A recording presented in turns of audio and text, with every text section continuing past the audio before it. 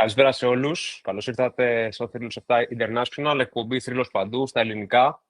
Κάθε Τετάρτη, όπως έχουμε πει, εκτός από την προηγούμενη, όπου λόγω εργασιακών υποχρεώσεων εμένα και του Κώστα δεν μπόρεσε να πραγματοποιηθεί τις επόμενες μέρες. Σήμερα είμαστε μεγάλη παρέα. Έχουμε τον Δημήτρη Κουιμτσίδη μαζί μας από Λονδίνο. Τι κάνεις, φίλε? Καλά, μια χαρά. Χαίρομαι που βρίσκομαι μαζί σας, Ευαγγέλη. Θα μου είναι λίγο δύσκολο Στα το ελληνικά adjustment πρώτη στην εκπομπή. Στα ελληνικά, πρώτη μου εκπομπή στα ελληνικά, αν και μιλάμε ελληνικά στο σπίτι, αυτά συνήθως τα κάνω στα αγγλικά, οπότε ένα adjustment θα χρειαστεί, αλλά θα το συνηθίσω. Θα μου πάρει 2-3 λεπτά να το συνηθίσω. Σιγά σιγά. Και εγώ ζορίστηκα την Κυριακή που μπήκα με τον Άρη, γιατί είναι η συνήθεια σε εκπομπή στα ελληνικά και δουλειά στα αγγλικά, οπότε ήταν λίγο... Ναι, είναι αυτές οι λέξεις, μωρέ, που χρησιμοποιείς, που καμιά φορά το λεξιλόγιο... Να, για παράδειγμα τώρα δεν μου έχει τη λέξη να πω ότι stock. Σταματάει, ξαφνικά μια στιγμή το λεξιλόγιο σταματάει και λες αυτή η λέξη δεν μου έρχεται στα ελληνικά, μόνο στα αγγλικά ή το ανάποδο. Οπότε... Εγώ το έχω πιο πολύ στο business και λόγω δουλειάς κιόλας, οπότε... Ναι. Το καταλαβαίνω. Πώς τι έγινε? Καλώς τα παιδιά. Τι έγινε, να είμαστε και πάλι. Να είμαστε και πάλι. Πολλά έχουμε από την προηγούμενη εβδομάδα, ποδόσφαιρο και μπάσκετ. Μεταγραφές, παίχτες ενδιαφέρονται, παίχτες υπογράφουν στο μπάσκετ, στο ποδόσφαιρο. Είναι λίγο πιο ζεστά τα θέματα στην ΚΑΕ, με ανακοινώσεις για ομιλία προς τους δημοσιογράφους από τους Αγγελόπουλους, ανανεώσεις παικτών, συμφωνίες για επιστροφή παικτών, καινούργιοι παίχτες την άλλη εβδομάδα, δεν ξέρω. Τα διαρκείας, επίσης. Διαρκείας sold out, φυσικά. Ναι. Πόσα είναι, 7.100 κάτι. Θα σου πω αμέσως. Να το έχω, 7.118. Μπράβο, σωστά. Μια χαρά. Έχουμε αρκετά θεματάκια. Με τι μπαίνουμε? Τι θέλετε, να κάνουμε ένα poll, ένα γρήγορο? Παιδιά, σήμερα νομίζω είναι μπασκετική μέρα, γιατί περιμένουμε και το special guest μας περισσότερο. Θα πούμε ότι προλάβουμε και ποδοσφαιρικά, αλλά επειδή έχουμε και το Μανώλη που θα έρθει και θα μπει στην εκπομπή, να σας πω λίγα λόγια για τον Μανώλη πριν τον βάλουμε μέσα. Ο Μανώλης για μένα είναι από τους καλύτερους αναλυτές, μπασκετικός, commentator τέλος πάντων που υπάρχει στο Twitter. Είχαμε τη χαρά να τον γνωρίσουμε όταν ξεκίνησε αυτή η προσπάθεια, όταν ήμασταν ένα μικρό κανάλι, και είμαι πάρα πολύ χαρούμενος που ξαναέρχεται στην εκπομπή σήμερα. Έχουμε κρατήσει επαφή. Είναι επαγγελματίας άνθρωπος, με ήθος, γνώσεις, και τώρα είναι backstage και μας ακούει και τον βλέπω, έχει κοκκινήσει, θα τον βάλω σε λίγο. Είναι το account Manol77 στο Twitter. Ο Μανώλης έχει φτιάξει, έχει ιδρύσει και δικιά του εταιρεία, το Phasma Scouting, πρόσφατα. Αλλά ναι, με αυτή την εισαγωγή βλέπω ότι είναι εδώ και ο Μανώλης και τον βάζω κατευθείαν μέσα. Καλώς τον και welcome back. Ευχαριστώ. Καλησπέρα, παιδιά. Κώστα, πάντα διαθέσιμος. Εννοείται, μου αρέσει πολύ να βγαίνω σε εσάς και να μιλάμε, και αυτό που λες, δηλαδή, ήμουνα ξεκίνημα από τις πρώτες που σας έβλεπα τότε και με το φίλο μας στην Αγγλία και τα άλλα παιδιά στην Ελβετία, και πραγματικά πολύ χαίρομαι για εσάς, για την πρόοδο και έτσι, το πόσο έχετε αναπτύξει όλη αυτή την προσπάθεια που κάνετε. Και επιστρέφεις και στην ελληνική εκπομπή που είναι, νομίζω, τέταρτο επεισόδιο, Βαγγέλη, που κάνουμε σήμερα. Είναι το τέταρτο επεισόδιο, εδώ είμαι. Τέταρτο επεισόδιο που κάνουμε. Θα είχαμε κάνει 5, αλλά οι δουλειές τρέχουνε. Έτσι. Έχουμε ψωμί, Μανολιό, πάρα πολύ πράγμα μπασκετικά. Να το ξεκινήσουμε. Βασικά, πες μας και εσύ λίγο το background σου για αυτούς που δεν σε ξέρουν.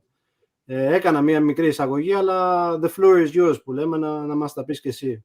Ναι, ευχαριστώ, Κώστα, για τα καλά σου λόγια. Ναι, ουσιαστικά τα τελευταία 5-6 χρόνια μέσα από ένα προσωπικό blog στην αρχή, μετά από το Red Point Guard και μια προσπάθεια που κάναμε και συνεχίζουμε για ανάλυση κυρίως που αφορά τον μπασκετικό Ολυμπιακό και την Ευρωλίγκα. Στη συνέχεια, για λίγο έγραψα και στο Superbasket, αλλά η αλήθεια είναι ότι με συνεπήρε, να το πω έτσι, το scouting των παικτών, γιατί θεωρώ, ξέρεις, ότι είναι κάτι που το κάνουν λίγοι και έτσι, η διάρκεια που βγήκε τέλος πάντων μέσα από το κανάλι και οι παίκτες δηλαδή, που είχα προτείνει τότε και προοδεύανε, ξέρεις, μου έδωσαν και κάπως κίνητρο να το συνεχίσω και έτσι όπως είπες, να το κάνω και πιο επίσημο το τελευταίο χρόνο με αυτό το φάσμα scouting, όπως το έχω ονομάσει. Δεν μου λες ρε εσύ, το Tyson Ward είχες κάνει κανένα βιντεάκι? Κοίτα, το Tyson Ward είναι η αλήθεια, δεν τον είχα κάνει, αλλά υπάρχουν βίντεο από άλλους σκάουτερ στο YouTube. Εντάξει, είναι ένας καλός παίκτης, απλά εκείνη τη χρονική περίοδο δεν το θεώρησα, ξέρεις, απαραίτητο να το κάνω. Μετά έγινε πιο γνωστός, οπότε έμεινε πίσω. Αλλά εντάξει, είναι ένας 3D παίκτης που πιστεύω θα ταιριάξει στον Ολυμπιακό σαν νοοτροπία δηλαδή και φιλοσοφία. Να είναι το πάμε λίγο. Το πρώτο καθαρό τριάρι, νομίζω, που παίρνουμε μετά από πολλά χρόνια. Ναι, ισχύει. Παιδιά, κάνανε μια κουβέντα σε μια άλλη εκπομπή, νομίζω ήταν ή στον Αμερικάνο, δεν θυμάμαι τώρα, αλλά το τελευταίο τριάρι, το καθαρό τριάρι που είχαμε πάρει, ποιος ήταν ο Άρον Χάρισον, τελικά? Και αυτός δεν το λες καθαρό τριάρι, αλλά ναι. Και διάρρη έπαιζε εκείνος. Δύο τριάρι ήταν. Αν θεωρείς ότι ο Τίμα που είχε έρθει και ο Κουσμίνσκας στις επόμενες χρονιές ήταν 34, ο Χόλις Τόμσον ήταν... Ο Παπαπέτρου. Όπως λέτε. Παιδιά, ο Παπαπέτρου το τελευταίο κανονικό τριάρι που πήραμε. Παπαπέτρου, Κατά την άποψή μου, ναι, που έπαιξε κιόλας, έτσι, όχι που ήρθε και έπαιξε. Και αυτός ανεβοκατέβαινε από το 3 στο 4, αν δεν κάνω λάθος όμως. Λίγο ήταν εντάξει. Ποια έτσι πρέπει να είσαι όμως? Για να είσαι επαγγελματίας σε μεγάλη ομάδα πρέπει να είσαι fluid. Πρέπει να μπορείς να παίξεις διάφορες θέσεις. Το βλέπεις. Δηλαδή είναι πολύ σπάνιο πια να είσαι παίκτης παίζει μόνο μία θέση. Κατά την άποψή μου, έτσι. Δηλαδή είναι ελάχιστοι αυτοί που μπορούν να το κάνουν και είναι τόσο καλοί που μπορεί να τους βάζει μόνο σε μία θέση και ξέρεις ότι θα αποδώσουν εκεί. Ο Βεζένκοβ για παράδειγμα δεν έπαιξε άλλη θέση γιατί είναι ο Βεζένκοβ. Αλλά ο Πίτερς που είναι 4 θα τον βάλεις και 3 και 5 γιατί καμιά φορά χρειάζεται. Οπότε... Ναι. Ισχύει αυτό, το να είσαι twinner είναι προσόνο στο σύγχρονο μπάσκετ και δίνει ευελιξία σε σχήματα, όπως λέει ο Δημήτρης. Πριν κάνουμε deep dive, ας πούμε, στα πιο τωρινά, Πετρούσεφ, Μακίσικ που ανανέωσε σήμερα, πώς επηρεάζει γενικά τον προγραμματισμό για την μελλοντική ομάδα. Επειδή έχουμε καιρό να τα πούμε κιόλας, Μανώλη, θα ήθελα λίγο έτσι την ανάλυση σου για τη χρονιά που μας έφυγε, τι πήγε καλά για σένα, τι έφτεξε, δηλαδή ποιο είναι το ρεζουμέ, ας πούμε, της περσινής σεζόν για σένα. Κακά τα ψέματα, εντάξει, ο Ολυμπιακός η περσινή χρονιά και με την επιστροφή του Βεζένκοφ και κυρίως με την μεταγραφή του Φουρνιέ ήταν σίγουρα ένα από τα 2-3 μεγάλα φαβορί της διοργάνωσης. Έτσι, και ο απόλυτος στόχος θεωρώ ότι και για μας οπαδούς και για την ίδια την ομάδα ήταν η κατάκτηση Ευρωλίγκα. Για άλλη μια φορά νομίζω ότι δόθηκε μεγάλη έμφαση στο πλάνο της ομάδας να μπορεί να λειτουργεί πάντα υπό κάθε κόστος. Εννοώ ότι, ξέρεις, το staff είχε πάντα στο μυαλό του, ακόμα και σε παιχνίδια όχι σημαντικά, δηλαδή ακόμα και στην Α1, ξέρεις, ούτως ώστε τα επίπεδα της χημείας να είναι πάρα πολύ ψηλά. Βλέπαμε ότι ξέρεις, δοκιμάζονταν οι ίδιοι παίκτες και για σχήματα. Δηλαδή δεν υπήρχε, θα το πω έτσι, μια ευελιξία, ένα plan B σε μια μόνη βάση, το οποίο μελλοντικά, ξέρεις, θα μπορούσε να σου δώσει και άλλες επιλογές.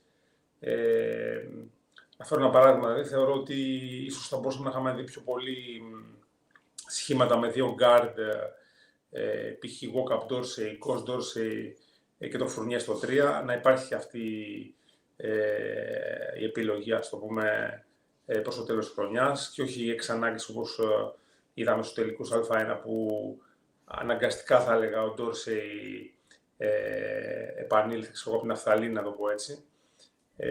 Και γενικά, εντάξει, σίγουρα κανείς δεν μπορεί να πει κάτι για η επιτυχημένη αυτή συνταγή, έτσι, που το μπάσκετ του Ολυμπιακού έχει χαρακτηριστεί από όλους ως και θελκτικό στο μάτι, να το πω έτσι, και αποτελεσματικό τουλάχιστον στη regular season και στα play-off, αλλά θεωρώ ότι έτσι όπως είναι δομημένο, έτσι όπως είναι δομημένη διοργάνωση, η Ευρωλίγκα, ξέρεις, με το Final Four που ουσιαστικά κέρδισε 2 παιχνίδια, εκεί ξέρεις, δεν θα πω ότι τα συστήματα και αυτό το κλισέ ότι πάνε περίπατο, αλλά ξέρεις, επειδή είναι ένα παιχνίδι, μπορεί ο αντίπαλος πολίτης να έχει προετοιμαστεί τόσο καλά απέναντι στην ομάδα σου, που πάντα χρειάζεται και ένα plan B και ένα plan C, όσο καλό δηλαδή είναι και το αρχικό σχέδιο. Ξέρεις, υπάρχουν περιπτώσεις που μπορεί να βρεθείς πολύ εκπλήξεων και αν δεν έχεις ετοιμάσει κάτι άλλο, είναι δύσκολο να βγει εκείνη την ώρα στο παρκέ. Ξέρεις, όταν οι παίκτες έχουν συνηθίσει πια στους αυτοματισμούς τόσο πολύ, ξέρεις, κάποια πράγματα τους βγαίνουν εντελώς αυτόματα και αυθόρμητα, οπότε ξέρεις, όταν έχεις να αντιδράσεις σε κάτι που σου έρχεται ξαφνικά και έχεις ουσιαστικά ένα ημίχρονο, να το πω έτσι, για να δείξει εύκολο.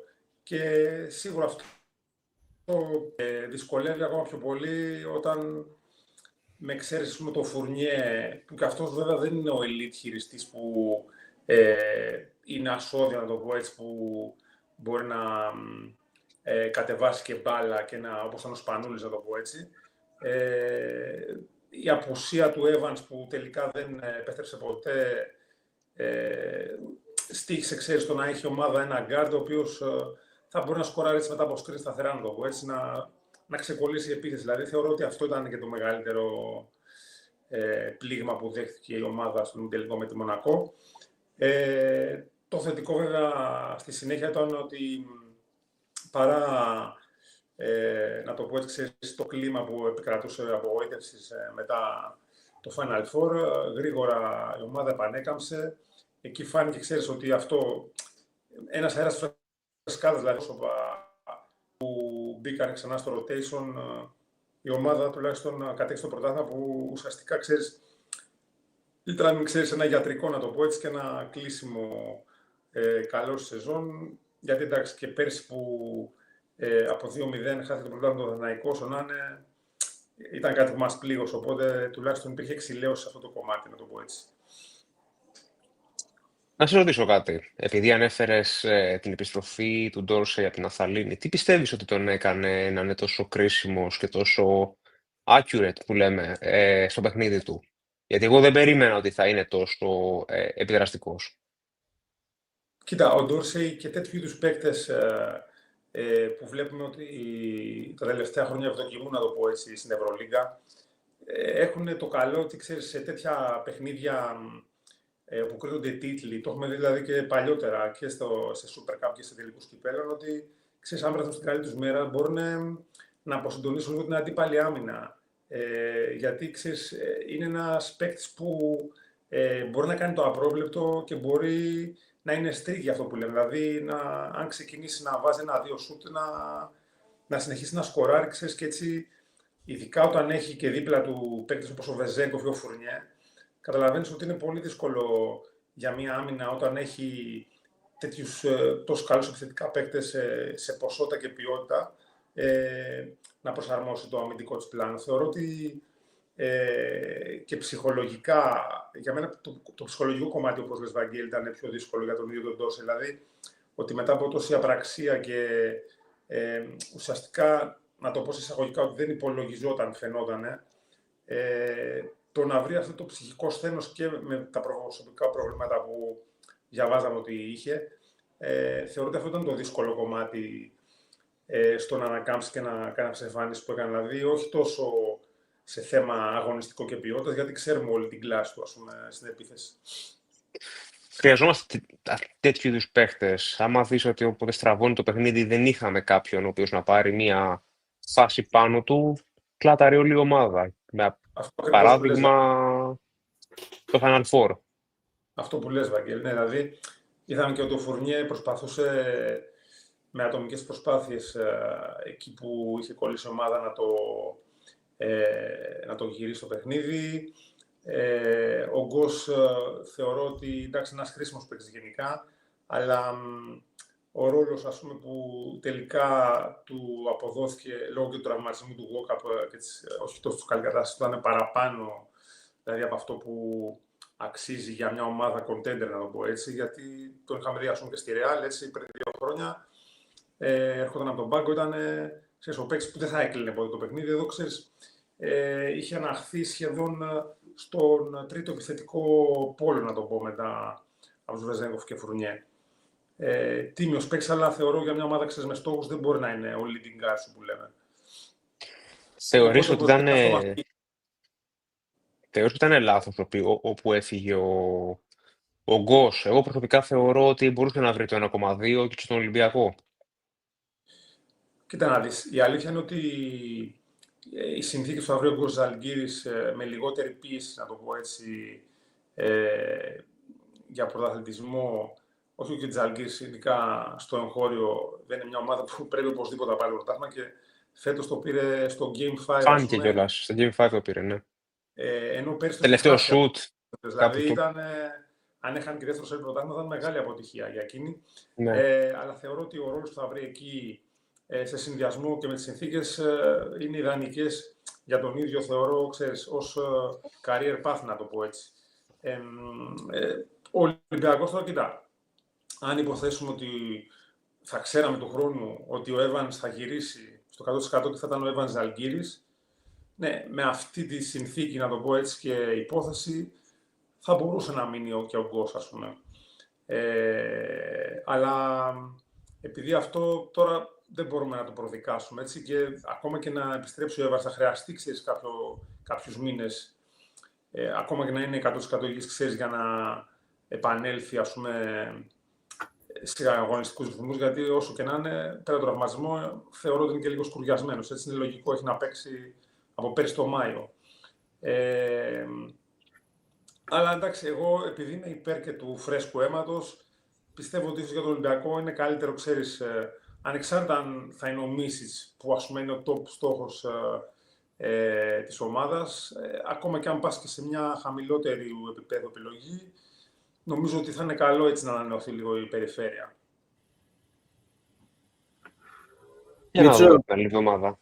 Μίτσο, έχεις εσύ κάποια ερώτηση? Γιατί εντάξει, προφανώς το chat εδώ πέρα έχει πάρει φωτιά, όλοι θέλουν τη γνώμη του Μανώλη και γενικά γνώμες για τους ψηλούς ή το ψηλό που πρέπει να πάρουμε, για το Μίσιτς, τι γίνεται παιδιά με το Μίσιτς, γνώμες για Μίσιτς. Θα τα πούμε για το Μίσιτς, αλλά ξέρω ότι και ο Δημήτρης συγκεκριμένα έχει πορωθεί σήμερα πάρα πολύ, γιατί είναι φανατικός του κυρίου Μακίσικ ή του κυρίου Μακχίσικ, όπως προτιμάτε εσείς. Όλοι είμαστε, φιλέ. Όλοι είμαστε. Ναι, του Μακχίσικ είμαστε όλοι. Όλοι είμαστε τώρα. Της οικογένειας Μακίσικ. Όλης της οικογένειας είμαστε φαν, έτσι.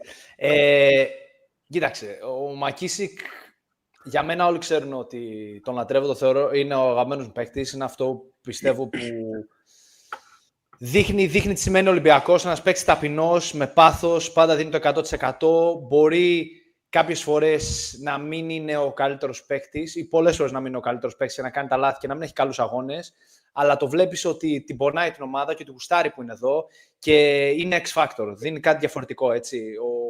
Ο Μακίσικ δεν έχει κάτι άλλο, δεν έχει κάτι παρόμοιο Ολυμπιακός σαν το Μακίσικ. Και όταν μπαίνει ο Μακίσικ και είναι σε καλή μέρα, είναι το X-Factor που καμιά φορά κερδίζει τον αγώνα για τον Ολυμπιακό, όπως είδαμε στο Game 5, όχι το Game 5, το Game 4 με τον Παναθηναϊκό, όπως έχουμε δει στο παρελθόν, συνήθως σε μάτς με τον Βάζελο, αλλά και σε μάτς της Ευρώπης. Έτσι, δηλαδή, ειδικά στο πρώτο μισό της Ευρωλίγκας, ο Μακίσικ λέγαμε όχι μόνο Sixth Man of the Year και Most Improved έπρεπε να ήταν έτσι όπως έκανε. Δηλαδή, έφτιαξε το τρίποντό του, ήταν σταθερό σε κάθε παιχνίδι γύρω στους 10 πόντους μέσο όρο. Και σήμερα, εντάξει, έχω γουστάρει πάρα πολύ που έχει ανανεώσει, γιατί όπως φαίνεται θα είναι το last dance με τον Ολυμπιακό, θα κλείσει την καριέρα του με εμάς και νομίζω το αξίζει. Θα είναι αυτή η ήρθε Φλεβάρι του 20, 7η σεζόν, 6,5 χρόνια ουσιαστικά. Μαζί με τον Παπα-Νικολάου, έτσι. Είναι Μαζί last dance. Αυτό, κατά την άποψή μου, Εγώ αυτό θα έλεγα, παιδιά. Μακίσικ, από το στόμα μου και στο Θεού, αυτή να σηκώνει Ευρωλίγκα μαζί με τον Παπα-Νικολάου του χρόνου το Μάιο πρέπει. Έχει φτάσει για μένα είναι, μπορεί να μην είναι υπαρχηγός τυπικά, επειδή ο Βεζένκοφ είναι και μιλάει ελληνικά και είναι καλύτερος παίκτης, αλλά κατά την άποψή μου είναι ένας παίκτης ο οποίος πρέπει να είναι στο leadership της ομάδας, ο Μακίσικ. Και το αξίζει. Οπότε γουστάρω πάρα πολύ που ανανέωσε και με έχει φτιάξει πάρα πολύ αυτό. Δηλαδή, εγώ θα συμπληρώσω και κάτι πάνω σε αυτό που λες, περί Last Dance. Μπορεί να μην είναι το Last Dance μόνο. Μπορεί να μην είναι, δεν έχει πει κανείς ότι είναι το Last Dance. Όχι, εγώ λέω μπορεί να έχουμε και άλλο Last Dance. Εννοείς κάποιο άλλο παίχτη. Καλά και προπονητή. Αυτή προπονητή. Και ο Παπα-Νικολάου πολλοί κύκλοι μπορεί να κλείσουν του χρόνου. Και ο Παπα-Νικολάου, παιδιά, δεν λύγει το συμβόλαιο του χρόνου. Ο Παπα-Νικολάου θα σταματήσει του χρόνου. Λογικά, ναι. Μια χρονιά ακόμα. Το έχει πει, γιατί εγώ νόμιζα ότι ο Παπα-Νικολάου τον έκοπα να κάνει αυτό που κάνει ο Μακίσικ, δηλαδή να τελειώσει το συμβόλαιο και του χρόνου να ανανεώσει για μια ακόμα χρονιά, σαν last dance χρονιά, ότι φέτος θα πέσει λίγο ο χρόνος του, αλλά του χρόνου θα είναι τυπικά η τελευταία χρονιά. Κοίτα, δεν θέλω να πω για φέτος, γιατί είναι λίγο περίεργα τα πράγματα για αυτά που ακούγονται. Του χρόνου θα έχουμε, θεωρώ, last dance και από τον Μπαρτζόκα. Ναι, και εγώ το πιστεύω αυτό. Το συμβόλαιο του λύγει. Εκτός και αν γίνουν τα όσα φέτος και έχουμε ανακοινώσεις. Το είδατε, γενικά, βέβαια. Πες μου, ναι. Ναι, ότι λέω, ο Μπαρτζόκας και η συνέντευξή του που έκανε με τους Big Four, και εκεί φαίνεται ότι, χωρίς να το πει, το ψιλοείπε, αλλά λέει ότι ούτε είπε καν ότι θα είναι ο προπονητής για αυτή τη σεζόν, έτσι. Δηλαδή έλεγε ποιος ξέρει τι μπορεί να γίνει. Για την ώρα, έλεγε για την ώρα. Για την ώρα, ναι, αυτά τα... Αλλά από ό,τι φαίνεται με τον τρόπο που φερόταν και με το body language και με αυτά που έλεγε, είναι ότι λογικά θα είναι η τελευταία του χρονιά. Λογικά. Εγώ θεωρώ άνθρωποι σαν τον Μπαρτζόκα, σαν τον Μπρίτε, σαν τον Παπα-Νικολάου, τον Μακίσικ και άλλους οι οποίοι έχουν προσφέρει πρέπει να πάρουν θέση στην ΚΑΕ, γιατί η ΚΑΕ δεν έχει άτομα να τρέξουν όλο το οργανόγραμμα του συλλόγου πέραν από διοικητικής φύσεως που το έχει ο Σκυντήλιας, ο Μπαφές ή οποιοδήποτε άλλος γύρω από τους προέδρους. Θεωρώ ότι αυτοί οι άνθρωποι πρέπει να είναι στο σύλλογο και πόσο μάλλον εάν τελειώσει και αυτή η ιστορία με το ΣΕΦ, όπου εγώ δεν είμαι καθόλου αισιόδοξος, θεωρώ πρέπει να είναι εκεί. Είναι σαν τον Τόμιτς. Έφυγε ο Τόμιτς και θεωρώ ότι χάσαμε ένα τεράστιο asset μέσα στα αποδυτήρια. Ο Τόμιτς πήγε στον Αστέρα τώρα. Ναι, γύρισε.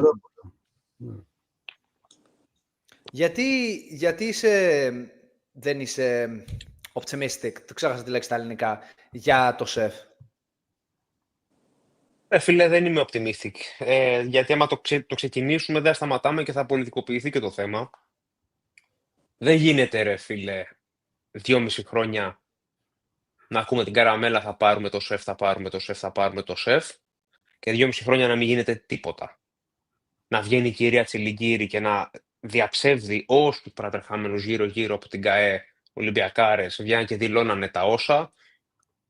Απ' την άλλη, ο Υπουργός να λέει άλλα. Απ' την άλλη, να μην έχουμε καθόλου ανακοίνωση ή καμία ενημέρωση από την ίδια την ΚΑΕ.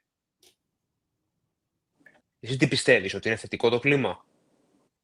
Αν ήταν θετικό, θα είχαν βγει, θα είχαν πει, τότε γίνεται η διαδικασία, τέλος. Δεν βοηθάει και η υπερπληροφόρηση, αν υπάρχει αυτή η λέξη στα ελληνικά τώρα, τη δημιούργησα. Θέλω να πω, τελείωσαν οι τελικοί, βγήκε κατευθείαν ο Βαγγέλης ο Ιωάννου και λέει περνάει το ΣΕΦ στα χέρια του Ολυμπιακού. Βγαίνει ο Μελάκης, γίνεται αυτό. Δηλαδή...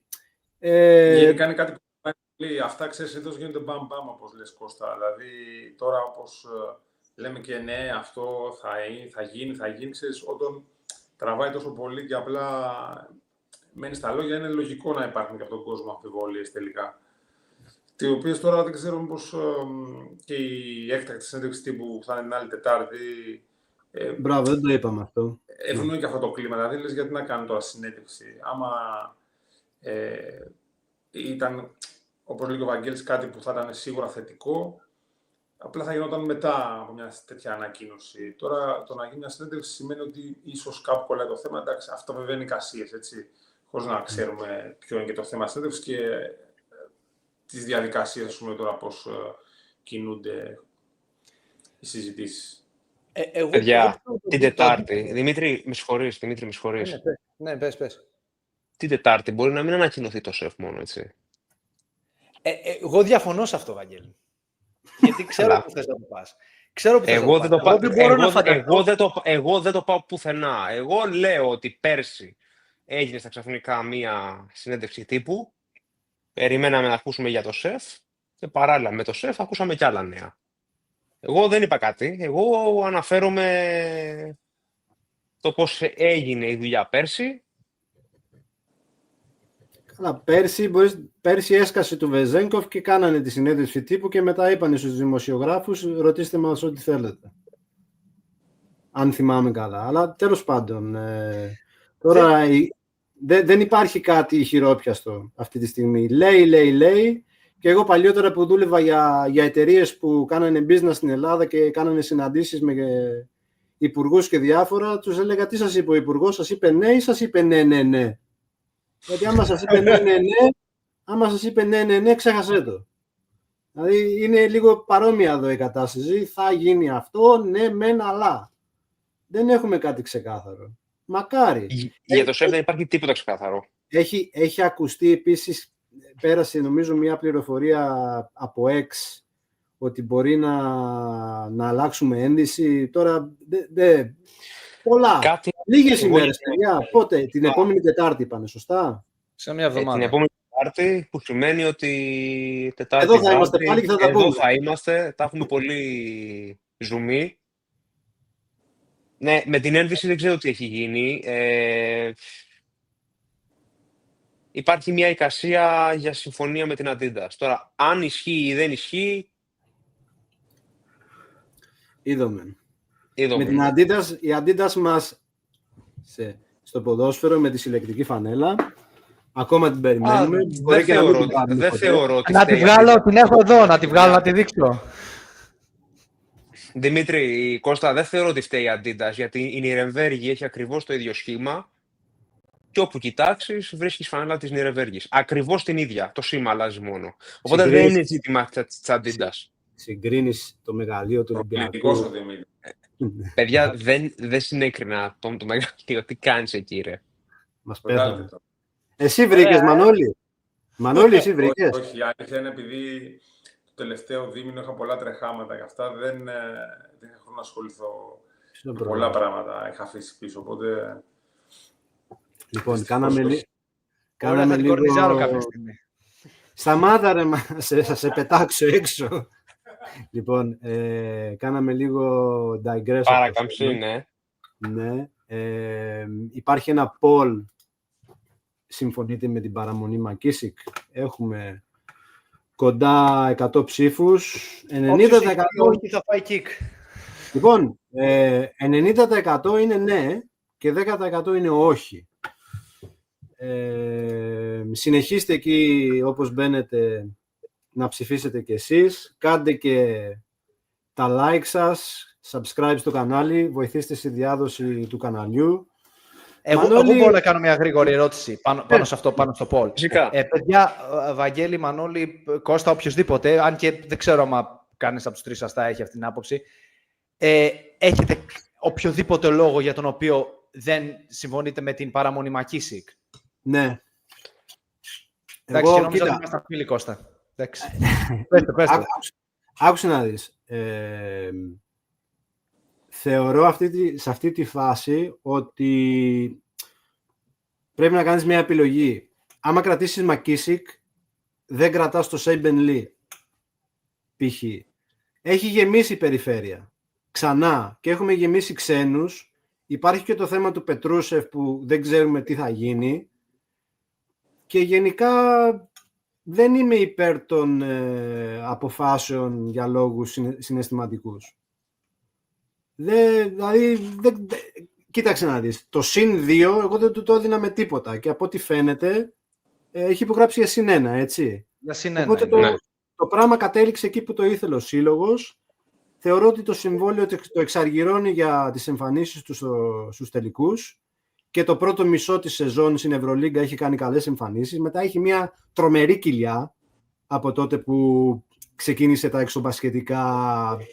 Δεν ξέρω τι παίχτηκε εκεί. Γενικά έκανε μια τεράστια κοιλιά στη σεζόν.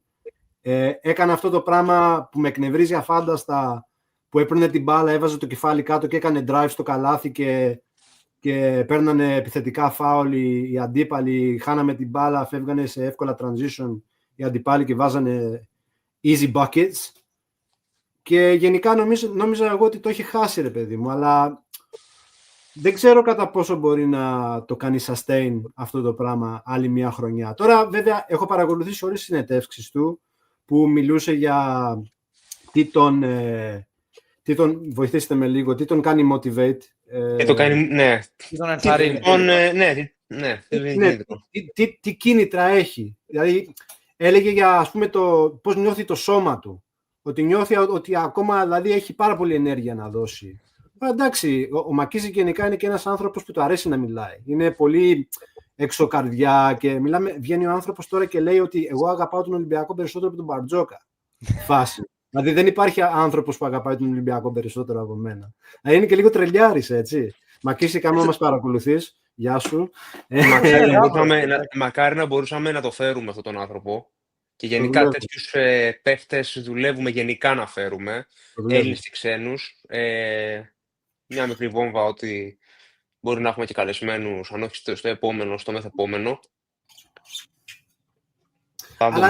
Αλλά ναι, δηλαδή να σου απαντήσω, Δημήτρη, δηλαδή θεωρώ ότι θα ήθελα να προχωρήσει ο Ολυμπιακός σε μια ανανέωση κάπως της περιφερειακής γραμμής. Θεωρώ ότι με τον ερχομό του Ward, υπάρχει ο Ward τώρα που λογικά θα λογίζεται ως το βασικό τριάρι σου. Θα έχεις τον Παπα-Νικολάου που θα σου δώσει ποιοτικά λεπτά, θα σου δώσει την ενέργεια, τις καλές άμυνες, το big games, big shots, όπως έχει κάνει στη σειρά με τη Real φέτος ειδικά και σε άλλα παιχνίδια. Είναι και στην αρχή με το βάζελο στο Game 4.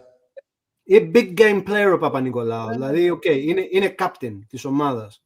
Μετά, δηλαδή, τι ρόλο θα έχει ο Μακίσικ ακριβώς, θα μου πεις, ξέρει την ομάδα, ξέρει τον προπονητή, προφανώς έχει γίνει μια κουβέντα και σου λέει δεν θα έχεις τον ίδιο ρόλο, αλλά είσαι χρήσιμος στην ομάδα και όταν θεωρούμε ότι είσαι χρήσιμος και πρέπει να μπεις μέσα, θα μπεις μέσα και θα κάνεις αυτό που κάνεις καλύτερα. Πώς να σου πω, αλλά λίγο και με όλη την ιστορία με Μίσιτς και τα λοιπά, γενικότερα όλη αυτή τη συζήτηση που γίνεται για την περιφέρεια, λίγο μπουρδουκλώνει το πράγμα. Και εκεί λίγο κολλάω εγώ. Δεν θα το κάνω Dragon πολύ ακόμα, Κώστα. Συμφωνώ με αυτά που λες, αλλά αυτά που είπες για τον Παπα-Νικολάου και αυτά μετά που είπες για τον Μακίσικ, το τι μπορεί να έχουν πει, τι μπορεί να έχει πει ο Μπαρτζόκας με τον Μακίσικ κτλ. Είναι το ίδιο πράγμα που λες για τον Παπα-Νικολάου, ισχύει και για τον Μακίσικ κατά την άποψή μου. Μπαίνει, σου δίνει κάποια ποιοτικά λεπτά, σου δίνει αυτό το X-Factor, ξέρει την ομάδα, γουστάρει που βρίσκεται εκεί, δεν θα χρειάζεται τα 30 λεπτά ή τα 20 λεπτά. Θα μπαίνει, θα έχει το ρόλο, θα κάνει αυτό που κάνει και θα σου δίνει το κάτι διαφορετικό. Και πάνω απ' όλα, εγώ πιστεύω ότι πρέπει να υπάρχει ένας ρομαντισμός στον αθλητισμό. Έτσι. Πρέπει να υπάρχει να γίνεται μια βράβευση για το loyalty. Πώς να το εξηγήσω, δηλαδή αυτό που γενικώς πιάσει. Ξεχνάτε κάτι σημαντικό πάντως. Ξεχνάτε κάτι πολύ σημαντικό, ότι αυξάνονται οι αγωνιστικές φέτος. Και παράλληλα με την Ευρωλίγκα έχουμε και το πρωτάθλημα. Οπότε θεωρώ αυτοί οι δύο παίκτες θα είναι ρολίστες στο πρωτάθλημα. Και θα ξεκουράζουν άλλους. Ο Μακίσικ, επειδή είναι ξένος, πολύ πιθανό να μην δηλωθεί στη Basket League. Αλλά τώρα, τόσα χρόνια που είναι στην Ελλάδα, ρε παιδιά, δεν μπορούμε να του κάνουμε ένα ελληνικό διαβατήριο να τελειώνουμε. Όχι. Θα έχει πρόβλημα ο Αταμάν. Λοιπόν, αφού το έφερες έτσι, είναι μήπως καλή ιδέα να μεταφερθούμε στα ελληνικά διαβατήρια που ρωτάει ο κόσμος. Για πάμε.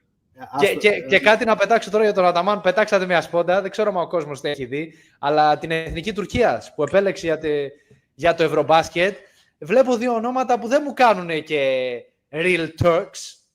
Το είπαμε πολύ ελληνική προφορά αυτό, αλλά νομίζω όλοι ξέρουμε τι ακούσαμε με το fake Greek στο Αταμάν. Τώρα από τους 15 που έχει διαλέξει, δεν ξέρω άμα και οι 15 έχουν τουρκικά ονόματα και έχουν γεννηθεί και έχουν μεγαλώσει στην Τουρκία από Τούρκους γονείς 100%. Θα σας αφήσω εσείς να βγάλετε τα δικά σας συμπεράσματα, αλλά... Εμείς μιλήσαμε πολύ και έχουμε ένα επισκέπτη εδώ πέρα και θέλω να μας πει ο Μανώλης πάνω στο θέμα του Μακίσικ και από αυτά που άκουσες που είπαμε εμείς, πες μας τη γνώμη σου.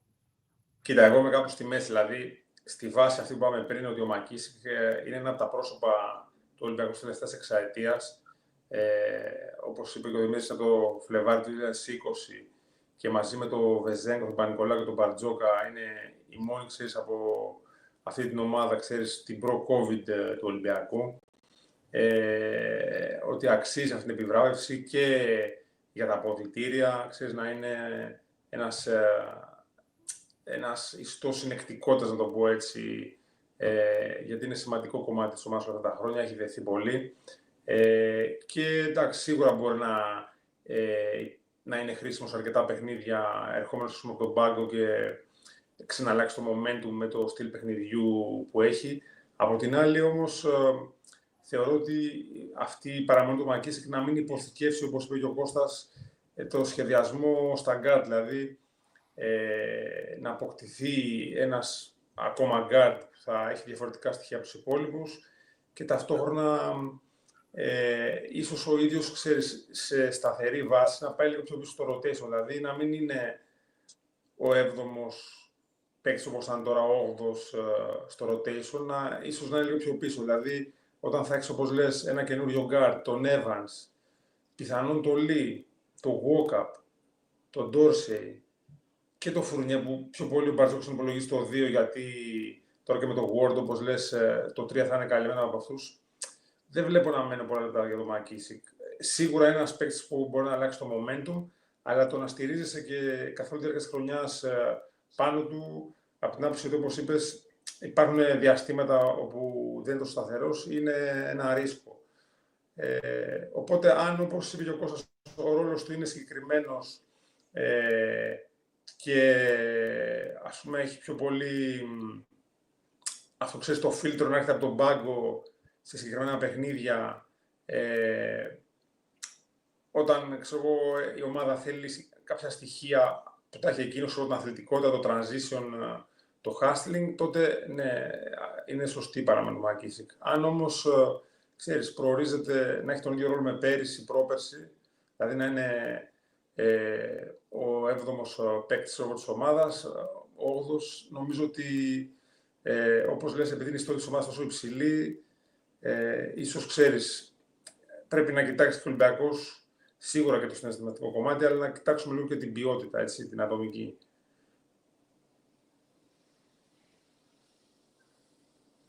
Ωραία. Εγώ έχω, Βαγγέλη... Όχι το Μακίσικ δεν είναι ποιοτικός παίκτης, παιδιά, έτσι, απλά εννοώ, ξέρεις, κάποιο παίκτη που θα μπορεί πραγματικά σε σταθερή βάση να σου κάνει τη διαφορά, αυτό εννοώ.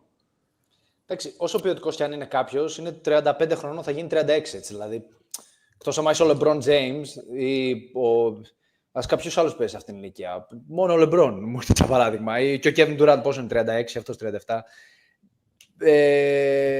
Όσο ποιοτικός κι αν είσαι, δεν μπορείς να είσαι...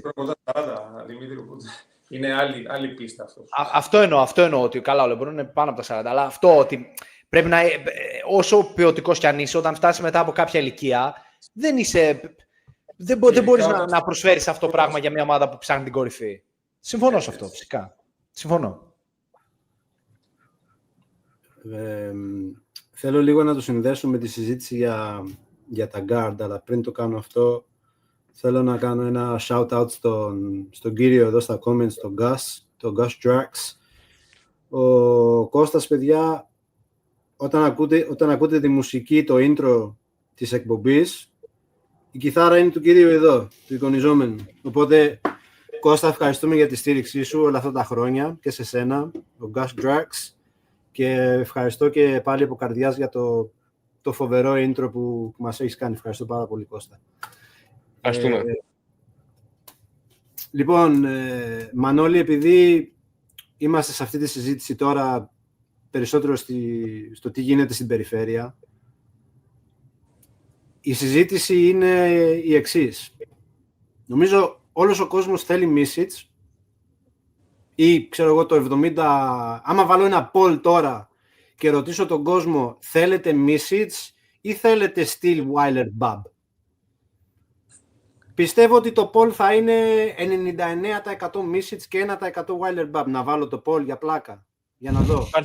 Ρίχτω. Θα το ρίξω, αλλά θέλω να πω, εσύ σε όλη αυτή την κουβέντα πού τίνεις? Δηλαδή, εγώ π.χ. Δηλαδή, okay, πρέπει να είσαι λίγο, δεν ξέρω, όχι χαζός, πώς να σου πω. Άμα δεν, όλοι εκτιμάμε το Μίσιτς σαν παίχτη. Ωραία. Δεν έχει παίξει σταθερά στο NBA τα τελευταία 2 χρόνια.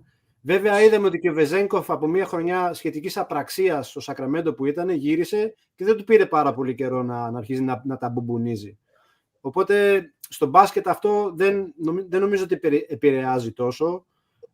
Ωστόσο, για μένα, αυτή τη χρονιά, ένα από τα μεγαλύτερα θέματα που είχε ο Ολυμπιακός ήταν η άμυνά του. Δηλαδή η άμυνα γενικά, η αμυντική συμπεριφορά της ομάδας. Είμαστε ομάδα που άμα βάζαμε 85 πόντους κερδίζαμε. Δηλαδή άμα φτάναμε εκεί, game over. Και με την προσθήκη Μίσιτς το βλέπω ότι πάμε σε ένα steel basket, πάμε να βάλουμε 90 πόντους, 100 πόντους και όσα φάμε. Εμείς θα βάλουμε περισσότερα. Δεν βλέπω, δηλαδή πέρα από ένα σχήμα π.χ. με walk-up Μίσιτς, τι αμυντικά σχήματα έχεις? Δηλαδή, έχεις Μιλουτίνοφ που έχει αδυναμίες αμυντικά.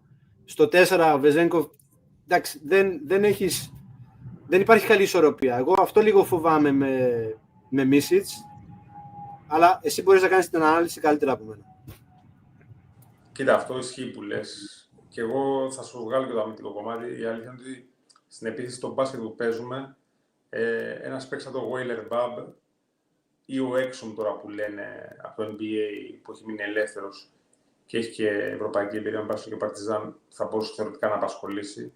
Ή τέλος πάντων οποιοδήποτε άλλος guard αυτού του στυλ που θα μπορεί να κοιτάξει ομάδα θα τέριαζε καλύτερα από την άποψη που λες. Δηλαδή ότι θα μπορούσε να υπηρετήσει καλύτερα το μπάσκετ του Ολυμπιακού στην επίθεση και να προσφέρει και αμυντικό φίλτρο που όπως λες θα λείπει από την περιφέρεια. Κοίτα, αυτό θα ήταν το ιδεατό σενάριο αν όντως ο Evans πραγματικά είναι έτοιμος και θα μπορεί, ξέρω εγώ, μετά από 1-2 μήνες να μπει στο rotation και να σου δώσει τους 10 πόντους, να σου δώσει αυτό το σκορ μετά από τρίμπλα, το απρόβλεπτο που έχει και ο ίδιος, γιατί είναι 3-level score, δηλαδή σκοράρει και με drive και με σουτ μέσα απόσταση και με τρίποντο. Έτσι είναι ένας παίκτης που στη Ζαλγκίρις τη χρονιά που τραυματίστηκε ήταν από τους κορυφαίους σε πόντους ανακατοχή ως pick and roll χειριστής, έτσι, και είναι αυτό πραγματικά που λείπει τον Ολυμπιακό. Δηλαδή ο Ολυμπιακός τη χρονιά που πέρασε ήταν προτελευταίος σε πόντους ανακατοχή από pick and roll, πάνω μόνο από τη Virtus Μπολόνια, έτσι, που αν δεις τα κάρτη της Virtus είναι ο Παγιόλα, ο Χάκετ, καθαρά αμυντικογενής, έτσι, ο Μόργαν, αυτή είναι η ταγκάρ της Virtus. Αυτό που θέλω να πω πραγματικά είναι αυτή θα ήταν μια ιδανική συνθήκη. Απ' την άλλη, εγώ θα σε αντιστρέψω με το ερώτημα. Όταν ξέρεις ότι κυκλοφορεί ελεύθερος, ας πούμε, ένας παίκτης του Βελνικούς, του Μίσιτς, ο οποίος, θα σου το πω ξεκάθαρα, εκτός από όμως όλα τα άλλα που έλειψαν από την ομάδα, ας πούμε η άμυνα, αυτό που έλειψε για μένα πιο πολύ είναι αυτό που έχει ο Μίσιτς. Δηλαδή ότι στο Final Four θα έχεις άλλο ένα παίκτη, ο οποίος θα μπορεί και μαζί με το Φουρνιέ, με τον Βεζένκοφ, να πάρει την ομάδα στην πλάτη του. Ίσως ξέρεις, εγώ είμαι μαζί σου αυτό που λες, αλλά ίσως το θέμα του Ολυμπιακού δεν είναι, ξέρεις, τη χημεία την έχει για να μπορέσει, ξέρω, στη διάρκεια της κανονικής περίοδου να πάρει το πλεονέκτημα έδρας, δεν χρειάζεται να βγει πρώτος. Και δεν το λέω το θέμα της κατάρας. Θεωρώ ότι η πρώτη θέση στην κανονική περίοδο είναι ανούσια σχεδόν, έτσι.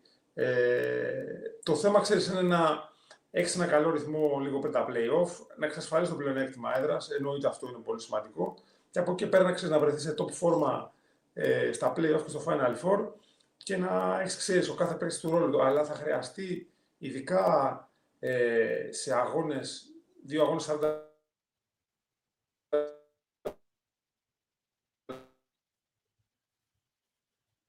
Μανώλη, σε χάσαμε. Ναι. Λεπτών να είσαι δηλαδή στο... Μανώλη κάνει lag. Έχω λίγο αργή επιστροφή. Κάτι κόλλησε νομίζω, δεν ξέρω αν ακούστηκα. Για ξαναπες μας, γιατί σε κάποιο σημείο κόπηκες εντελώς.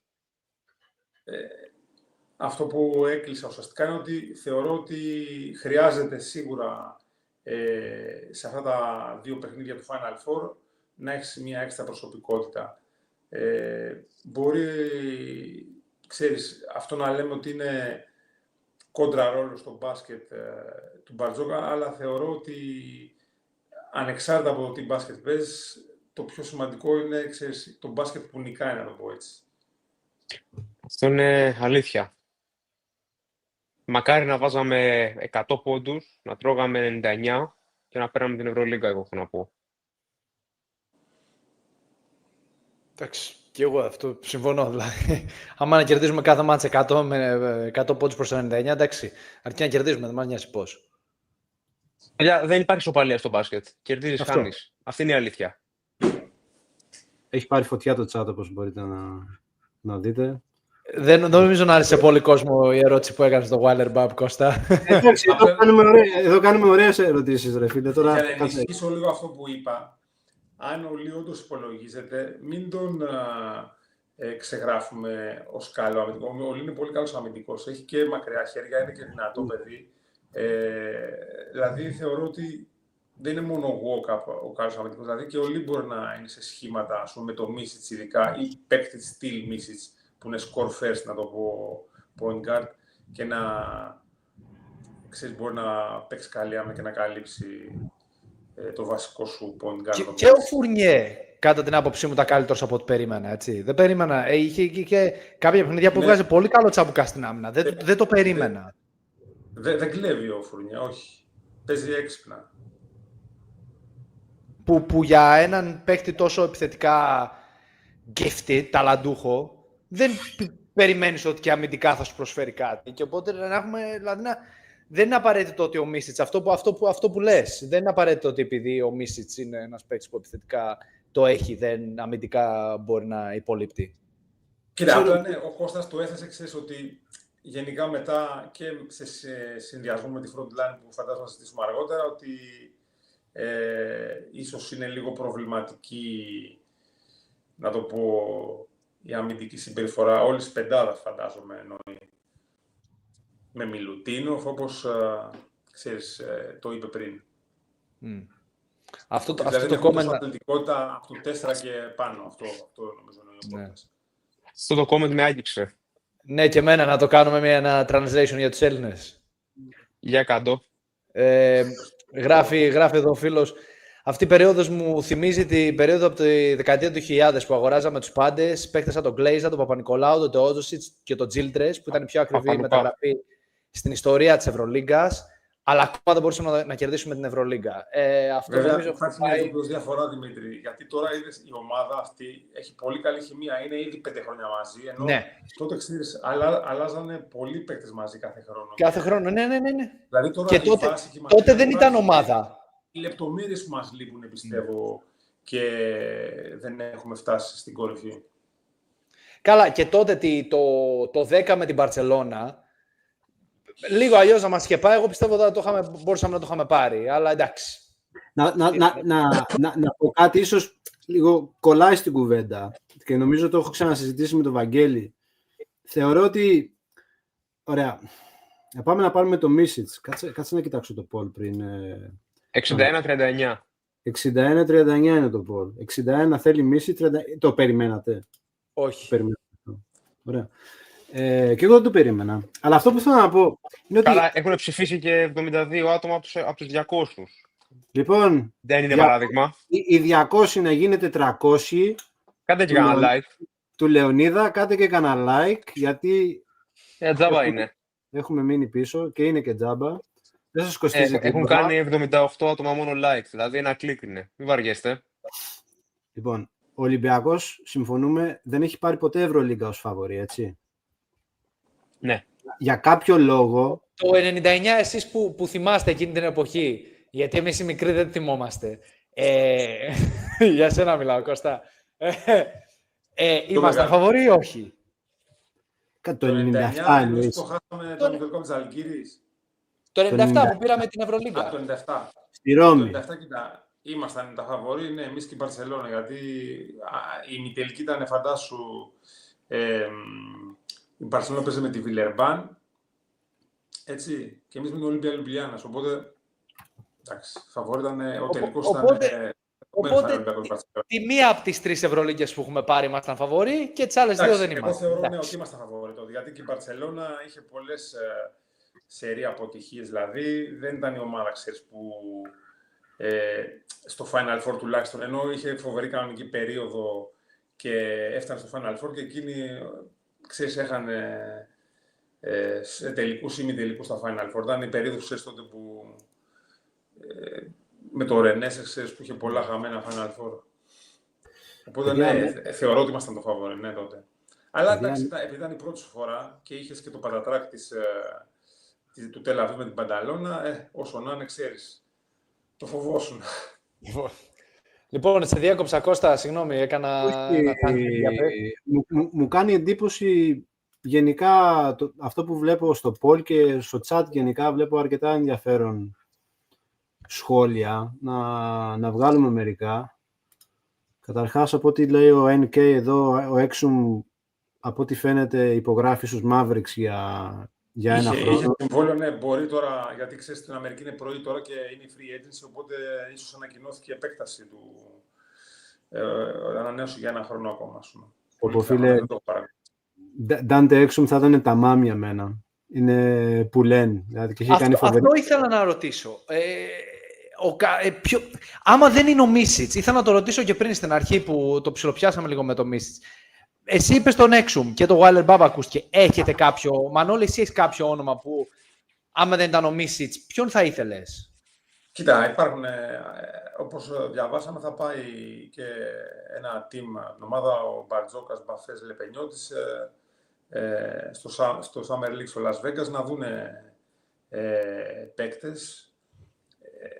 Βέβαια, εντάξει, το ζήτημα είναι ότι αν θες να κυνηγήσεις πολύ μεγάλα ονόματα, αυτοί περιμένουν συνήθως, όπως είδαμε και με τον Αν, τουλάχιστον μέχρι Σεπτέμβρη, αρχές Οκτώβρη. Οπότε τώρα, αν θέλουν κάτι πιο άμεσο, ξέρεις, θα πρέπει να στραφούν σε παίκτες που είναι στα πρόθυρα G League με NBA. Υπάρχουν και σε όλες τις περιπτώσεις. Τώρα δεν ξέρω πώς θα ζυγίσουν την έλλειψη ευρωπαϊκής εμπειρίας. Γιατί, εντάξει, είναι και αυτό ένα παράγοντας που το κοιτάνε πολλοί ομάδες Ευρωλίγκα. Και θεωρώ ότι και αν ο ψηλός σου, γιατί διάρκεια να αρχίσει να ακούγονται ονόματα για δεύτερο ψηλό από την Αμερική, μου φαίνεται δύσκολο. Ο Ανώλη κόλλησες, νομίζω. Ναι, κάνει lag. Νομίζω κόλλησες. Μανώλη, σε χάσαμε λίγο, έλεγες σου φαίνεται δύσκολο και μετά σε χάσαμε. Ναι, λέω ότι αν, επειδή ακούγονται ονόματα ψηλών για το backup του Μιλωτίνοφ, ότι μπορεί να είναι, ξέρεις, από την Αμερική και χωρίς ευρωπαϊκή εμπειρία, γιατί σπανίζουν πλέον, μου φαίνεται, ξέρεις, λίγο δύσκολο να πάρεις και guard χωρίς ευρωπαϊκή εμπειρία. Θα είναι, ξέρεις, θα έχεις δύο παίκτες να προσαρμοστούν, έτσι, που δεν θα έχουν, ξέρεις, καθόλου παραστάσεις από εκτός Αμερικής πρωταθλήματα. Απλά να κάνω μια παράκαμψη, να πω ότι ο Exum έχει υπογράψει με τους Mavericks. Μόλις το κοίταξα, το έχει κάνει tweet ο Shams από το ESPN πριν 18 λεπτά. Θα σκάνει συνέχεια. Αυτό που έλεγες. Άμα μπείτε στο Twitter του Shams τώρα, θα γίνετε της τρελής. Βέβαια, κοίτα, αν ανανέωσε ο Exum, ίσως μια άλλη περίπτωση μου άρεσε πολύ, ο Brandon Williams που παίζει και αυτό στο Dallas πέρσι, ίσως δεν ανανέωσε αυτός. Δηλαδή θα ήταν ένας παίκτης που τον κοίταζε αυτόν για τον Ολυμπιακό. Ο κόσμος έχω δει και κάποια σχόλια για τον Λαρετζάκη. Επειδή ρωτάνε για ελληνικά διαβατήρια. Με τον Λάρη τι παίζει, γιατί δεν έπαιξε καθόλου φέτος σε σχέση με άλλες χρονιές. Έτσι. Γιατί παλιά φαινόταν τον είχε σε εκτίμηση ο Μπαρτζόκας. Αλλά φέτος... Τι θα παίξει από τη νέα χρονιά με τον Λάρη. Ναι, δηλαδή τι γίνεται με το Λάρι. Γιατί ήταν ένας παίκτης ο οποίος έδινε επίσης κάτι διαφορετικό, έδινε αυτή την ένταση στην άμυνα, έπαιζε κάποια λεπτά, έπαιζε 5 λεπτά ανά παιχνίδι. Φέτος όμως και αυτό έπαιζε στα 0 λεπτά ανά παιχνίδι. Στην Ελλάδα, GBL έπαιζε. Ναι, αλλά για GBL και εσύ και εγώ παίζουμε εναντίον κάποιων ομάδων, ρε Κώστα, εντάξει. Μιλάω για σοβαρά παιχνίδια, στα οποία χρειάζεται. Φαίνεται ότι θα φύγει και σταδιακά, δεν εννοώ από του χρόνου, ίσως ο Νετζίπογλου θα έχει το ρόλο του Λαρετζάκη, όχι από του χρόνου, ενώ σε 2 χρόνια σαν ελληνικό διαβατήριο και ρόλο.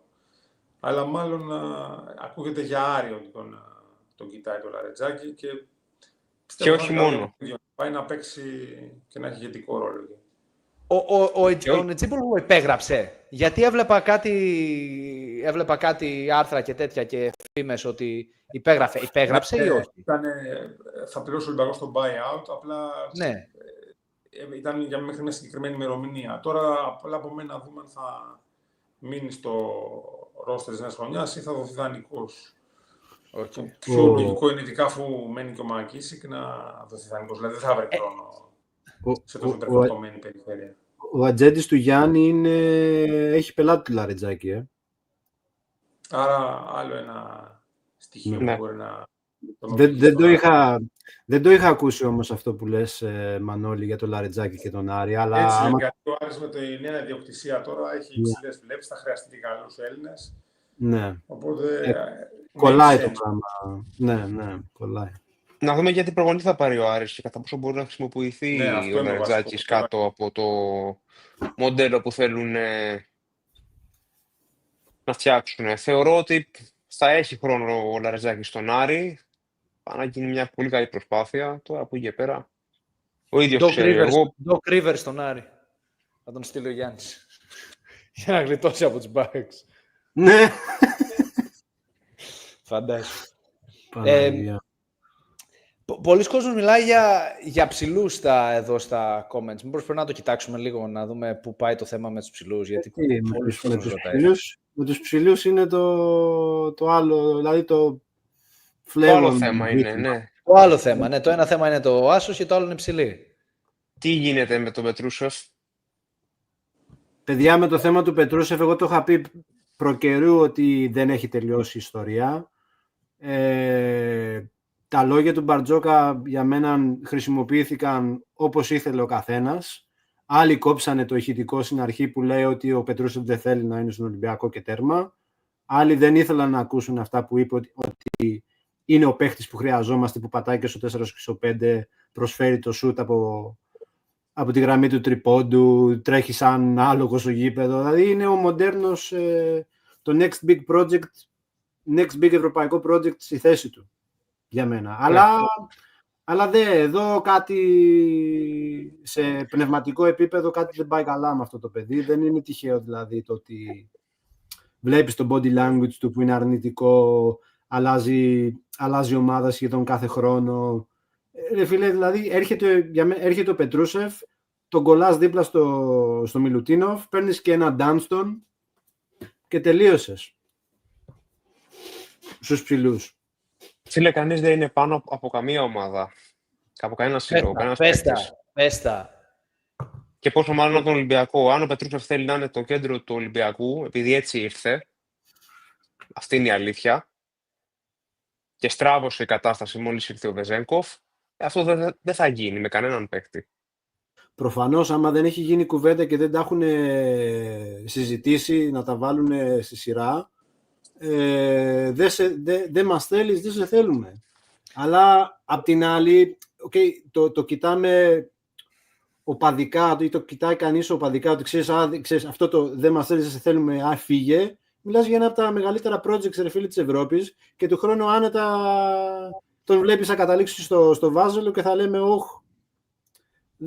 δηλαδή άμα υπάρχουν περιθώρια ή μια έστω μικρή πιθανότητα να προσπαθήσεις να τον μπαλώσεις, φτιάχτω ρε φίλε. Δηλαδή έχουν παρερμηνευτεί πράγματα από αυτά που είπε ο Μπαρτζόκας. Κάθε άλλο αυτό που είπε ο Μπαρτζόκας για τον Πετρούσεφ ήταν, είπε, εγώ του συμπεριφερόμουν σαν πατέρας. Σαν το γιο μου. Τι θες ρε φίλε. Φίλε, ο Πετρούσεφ έχει μια τακτική Κώστα Σλούκα. Ναι. Ότι είναι το κέντρο του κόσμου. Είναι το κέντρο του κόσμου στην ομάδα. Δεν έχει πάρει τίποτα. Δεν έχει πάρει τίποτα Πετρούσεφ, ρε φίλε. Ο Σλούκας έχει πάρει, ωραία, όχι 4 Ευρωλίγκες μόνος του που μας έκανε τα 4 δάχτυλα. Γιατί από τα 4 τα 2 με εμάς τα πήρε. Πήρε η Φενέρ, πήρε με τον Βάζελο. Μαγκιά του, έτσι όπως το πήρανε πρόπερση. Δεν έχω πρόβλημα να το πω. Ναι, καθαρά. Δεν συγκρίνεται τώρα Πετρούσεφ. Αν εννοείς σε πνευματικό επίπεδο. Πνευματικά, δεν μιλάω αγωνιστικά. Ότι παίχτες οι οποίοι είναι στο ίδιο mindset με τον Σλούκα και τον Πετρούσεφ, στον Παναθηναϊκό θα μακρομερεύσουν. Γιατί έτσι είναι η διοίκησή του, έτσι είναι ο σύλλογος και έτσι είναι σαν σύνολο όλοι μαζί. Εγώ το βλέπω έτσι. Ο Γκρέγκορι δεν συμφωνεί μαζί μου για τον Ντάνστον. Και εμένα το πέταξε προχθές, Κώστα, να σου πω την αλήθεια, εντάξει, δεν ξέρω πώς ένιωσα. Ποιος έρχεται ρε φίλε και δέχεται το ρόλο του τρίτου ψηλού, αυτό είναι το θέμα. Ο Μόζες Ράιτ. Ναι, καλά, εντάξει, έφυγε ο Μόζες Ράιτ. Τον Κώσταντε τον Κούμπο, sorry φίλε, αλλά οκ. Άμα δεν ήταν ο αδερφός του, δεν θα έπαιζε μπάσκετ, sorry. Λοιπόν, γίνομαι λίγο γραφικός, αλλά... Μανώλη, εσύ πώς το βλέπεις όλο αυτό το θέμα με τους ψηλούς? Θα σου πω, καταρχήν θέλω να είμαι δίκαιος. Παρόλο που ο Πέτρουσεφ είναι αψαβμένος μου παίκτης, δηλαδή τον έχω παρακολουθήσει εδώ και 6-7 χρόνια που ήταν στον Γκονζάκα πριν πάει καν στη Μέγκα και στη συνέχεια μεταπηδεί στο NBA και στην ΕΦΕΣ. Αυτό που λέτε έχει μια βάση, δηλαδή όπως έχει πει και ο Μπαρτζόκας, θέλει παίκτες που να θέλουν να παίξουν τον Ολυμπιακό. Ο Πετρούσεφ πέρσι, όταν ξεκίνησε η χρονιά, φάνηκε ότι ξέρεις, σε εισαγωγικά δεν ήθελε να είναι μέρος της ομάδας. Δηλαδή, αυτό που λέει το body language έλεγε πολλά. Ήθελε να πάει κάπου που να ήξερε ότι θα παίζει 25-30 λεπτά, το βρήκε στον Ερυθρό Αστέρα. Τώρα, αν μπορεί να γίνει, ξέρεις, ή έχει γίνει ήδη μία συζήτηση και μπορούν και δύο πλευρές να βγουν κερδισμένες με αμοιβές υποχωρήσεις, εννοώ δηλαδή ότι η ομάδα όντως να σκοπεύει να τον εκμεταλλευτεί τον παίκτη με ένα ρόλο κοντά σε αυτό που θέλει ο Σέρβος και ο ίδιος όμως να είναι αποφασισμένος ότι θα είναι μέλος της ομάδας και με το ρόλο που πρέπει και όχι όπως είπε και ο Βαγγέλης ότι είναι αυτό στο επίκεντρο και πάνω από τους συμπαίκτες του. Θεωρώ αυτή ήταν η καλύτερη λύση. Τώρα πραγματικά δεν ξέρω τι μέλη γενέστε. Πολλά από αυτά που συμβαίνουν μπορεί να είναι και παιχνίδια, είτε... Υπάρχει ένα buyout για Ευρώπη. Ναι. Υπάρχει ένα buyout, νομίζω. Ήταν 1,2 εκατομμύρια. Έληξε το buyout για Ευρώπη, δεν έληξε. Νομίζω έληξε χθες ή προχθές. Κοίτα. Εγώ κάτι τέτοιο διάβασα, έχω να είμαι σίγουρος. Σε κάθε περίπτωση, ναι, θεωρώ ότι αν μπορείς να στήσεις οι δύο πλευρές με αμοιβές υποχωρήσεις που δεν θα βλάψουν τα συμφέροντα της ομάδας και ούτε το κλίμα, ο Πέτρουσεφ, όπως λες, Κώστα, θα μπορεί να εξελιχθεί σε ένα πολύ σημαντικό γρανάζι της ομάδας, γιατί είναι πολύ σύγχρονος ψηλός και έχει στοιχεία που και ο ίδιος ο coach Μπαρτζόκας τα ζητάει από παίκτες της front line. Σε διαφορετική περίπτωση, ναι, ίσως θα πρέπει να ξεκαθαρίσει νωρίς το θέμα για να κινηθεί αντίστοιχα και ο Ολυμπιακός. Τώρα δεν ξέρω μήπως στο Summer League κοιτάνε κάποιον που να είναι για τρίτος, ίσως το rotation,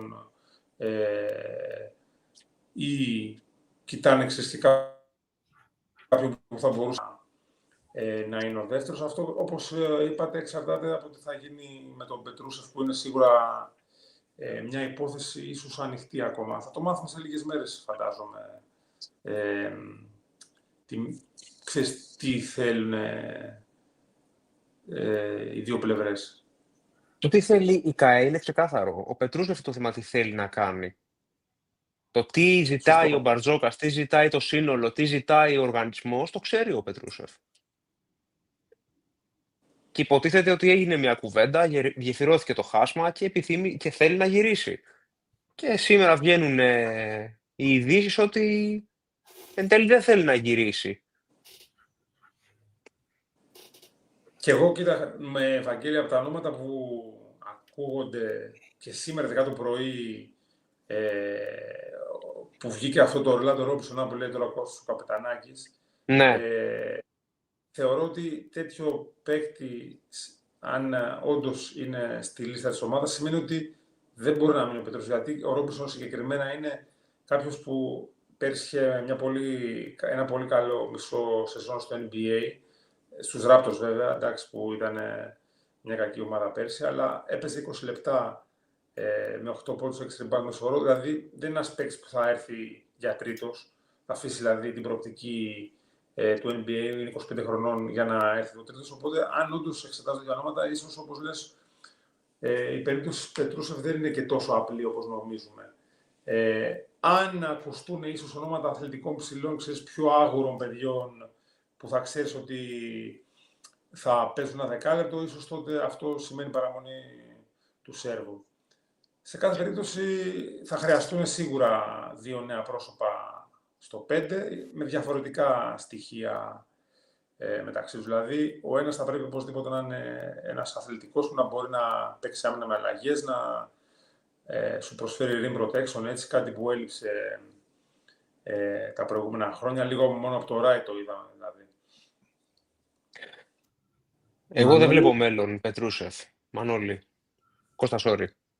Και εγώ, κοίτα, επειδή όπως λες, ξέρεις, έχουν γίνει διάφορα σκηνικά που ακόμα πρέπει και καλή θέληση να έχουν πλέον και η πλευρά του Σέρβου και ο Ολυμπιακός, ξέρεις, αρκεί μια μικρή αφορμή, όπως λες, για να χαλάσει.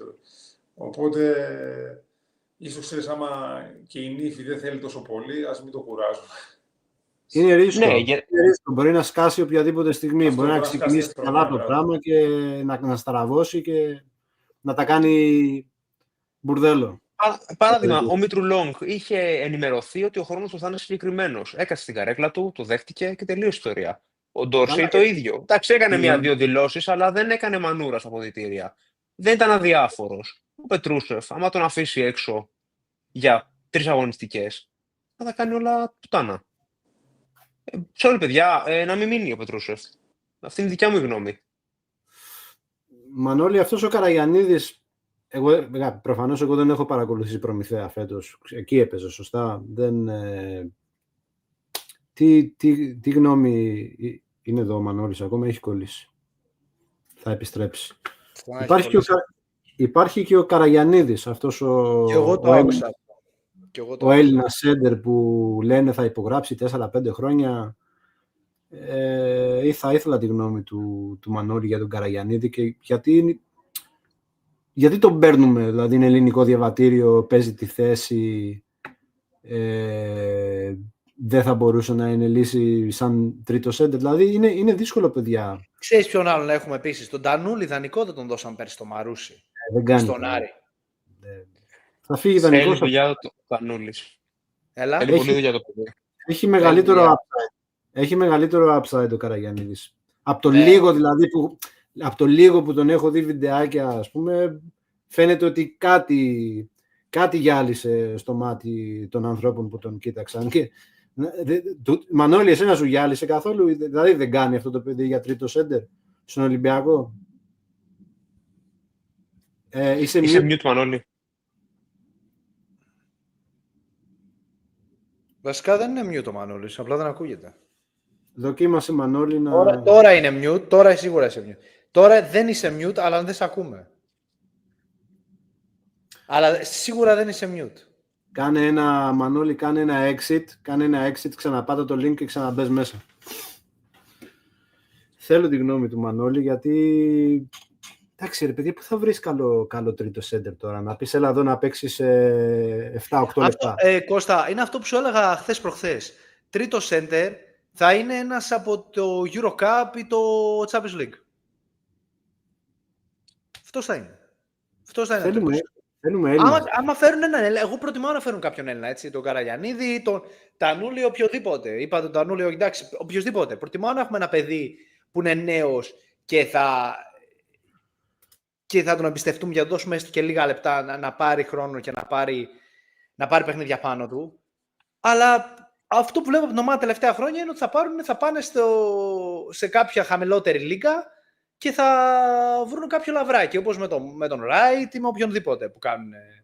Ή όπως κάναμε με τον Μακίση. Πιστεύετε ο Αντετοκούμπο θα μπορούσε να είναι ο τρίτος σέντερ, όπου λέει και ο φίλος ο Μανώλης επέστρεψε να τον βάλω. Ο Κώστας Αντετοκούμπο είναι πολύ μεγάλη ντίβα για να είναι τρίτος σέντερ, δυστυχώς. Έχουμε κάνει συζητήσεις με τον Αντετοκούμπο άλλες 2 φορές για να έρθει στον Ολυμπιακό και έχει ζητήσει συγκεκριμένα, θέλω 6 λεπτά εγγυημένα. Δεν υπάρχουν παιδιά αυτά εγγυημένα σε καμία ομάδα. Εκτός κι αν είσαι ο Σπανούλης. Εκτός άμα φέρει και τον αδερφό του. Εκτός άμα φέρει και τον αδερφό του Γιάννη. Άμα φέρει τον Γιάννη δεν τα πάρει 6 λεπτά. Χαλάλι. Αν είσαι ο Σρέντερ, δεν ξέρω. Αυτοί οι παίχτες παίρνουν εγγυημένα. Τι να πω. Νάτος. Εσένα σου γυάλισε ο Καραγιαννίδης, Μανώλη? Μην μου πεις ότι κόλλησε πάλι. Καταρχήν, παιδιά, η σύνδεση μου δείχνει full Wi-Fi και έχω βάλει και... Τον ακούω. Δεν ξέρω τι έχει γίνει. Σ' ακούω. Είναι επειδή όλος ο κόσμος έχει μπει στο Thrillers International σήμερα και έχει πέσει το σύστημα. Κοίτα, ο Καραγιαννίδης είναι ένας συμπαθητικός ψηλός, είναι δυναμικός, έκανε πολύ καλή ζωή με τον Προμηθέα πέρσι, αλλά τώρα δεν ξέρω, δεν τον βλέπω, δηλαδή, τουλάχιστον για την Ευρωλίγκα να μπορεί να πάρει λεπτά, έτσι. Στην Ελλάδα σίγουρα θα μπορούσε να σας βοηθήσει με ένα τύπο. Αλλά θεωρώ, ξέρεις, ότι ακόμα και ο Μπαρτζόκας έχουμε δει όλες τις χρονιές ότι θέλει να έχει 3 σέντερ, έτσι. Και τη χρονιά την πολύ καλή μας, το 22-23, που πήγαμε στο τελικό και χάσαμε τη Ρεάλ, είχε Φαλ, Black, Μπολομπόι και τις επόμενες Φαλ, Μιλουτίνο, Φράιτ. Δηλαδή θέλει να έχει 3 σέντερ, οπότε και 3 σέντερ, ξέρεις, που να μπορούν να παίξουν πάσα στιγμή. Οπότε δεν θεωρώ ότι ο τρίτος ψηλός θα είναι στο επίπεδο του συμπάθους Καραγιαννίδη, να το πω έτσι, ή κάποιου τέτοιου Έλληνα. Ακόμα και το Κούμπο, δηλαδή, οριακά πιστεύω ότι μπορεί να σταθεί. Γενικά είναι ένας παίκτης που έχει μείνει στάσιμος και, όπως λες, πιο πολύ λόγω ονόματος έχει βρει τα τελευταία του συμβόλαια. Οπότε δεν είμαι σίγουρος. Αν πάμε σε μια λύση, δηλαδή, τρίτου Αντετοκούμπο, θα πρέπει, ξέρεις, και ο δεύτερός σου να είναι πολύ δυνατός ψηλός.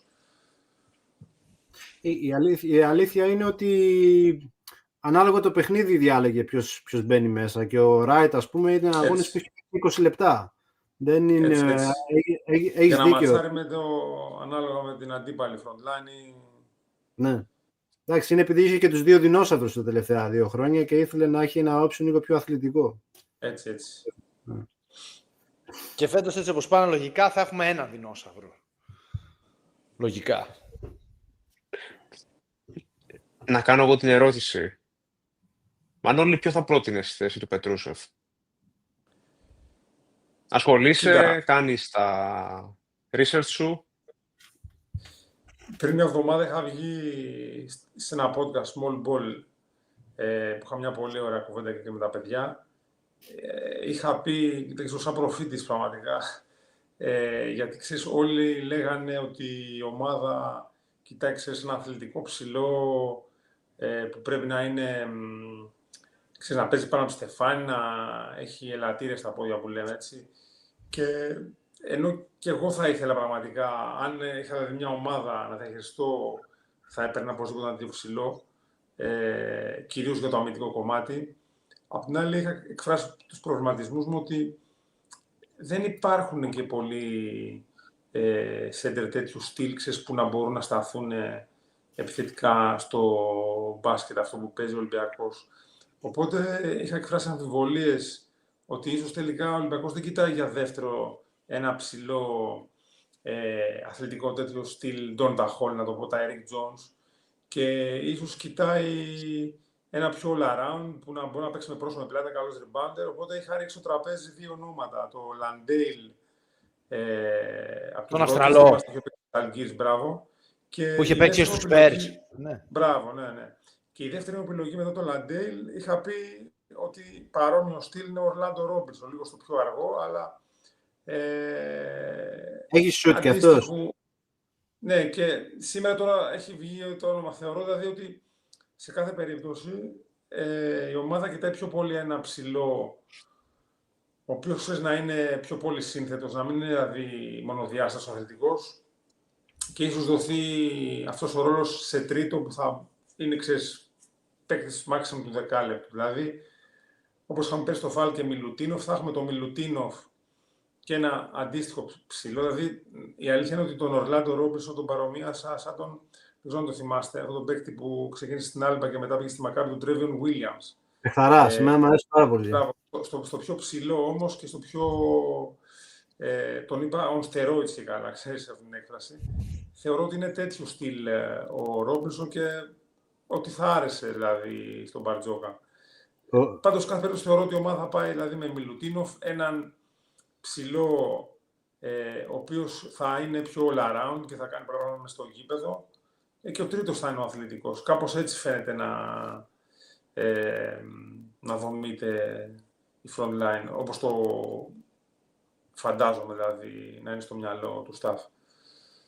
Άμα τον παρομοιάζεις με Trayvon Williams, εγώ ζεστάθηκα πάρα πολύ τώρα. Κοίτα, εντάξει, δεν έχει βέβαια αυτές τις τρελές πάσες. Τις πάσες, ναι.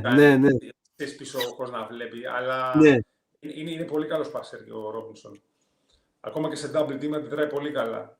Και στο short roll θεωρώ ότι μπορεί να υποστηρίξει και τον μπάσκετ μας στην επίθεση.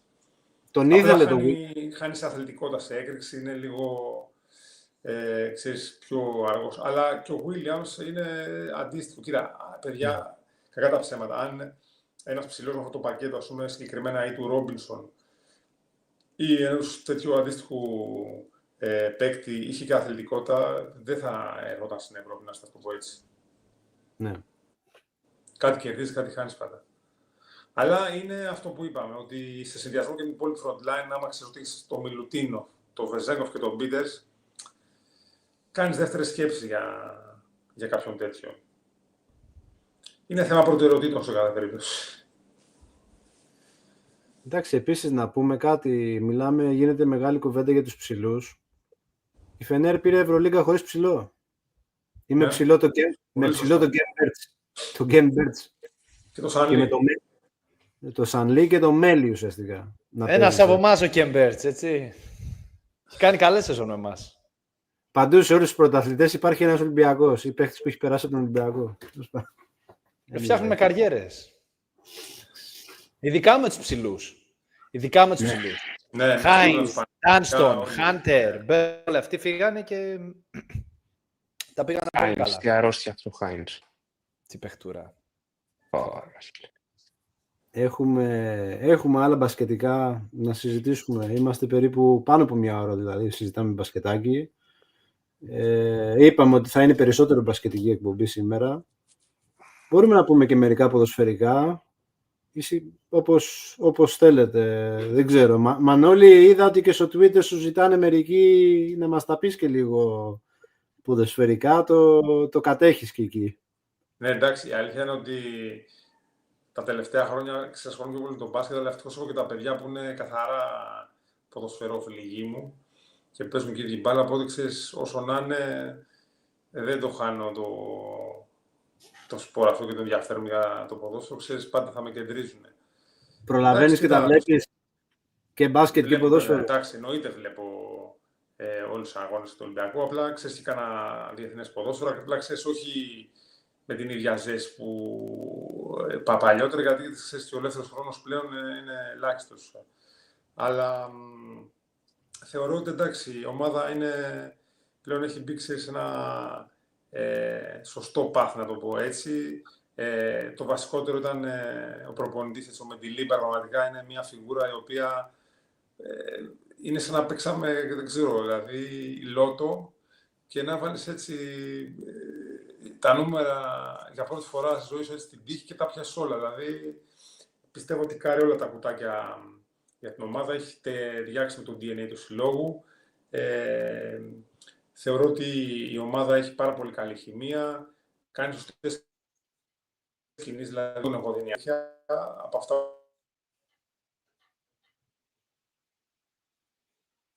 Πάλι σε χάσαμε.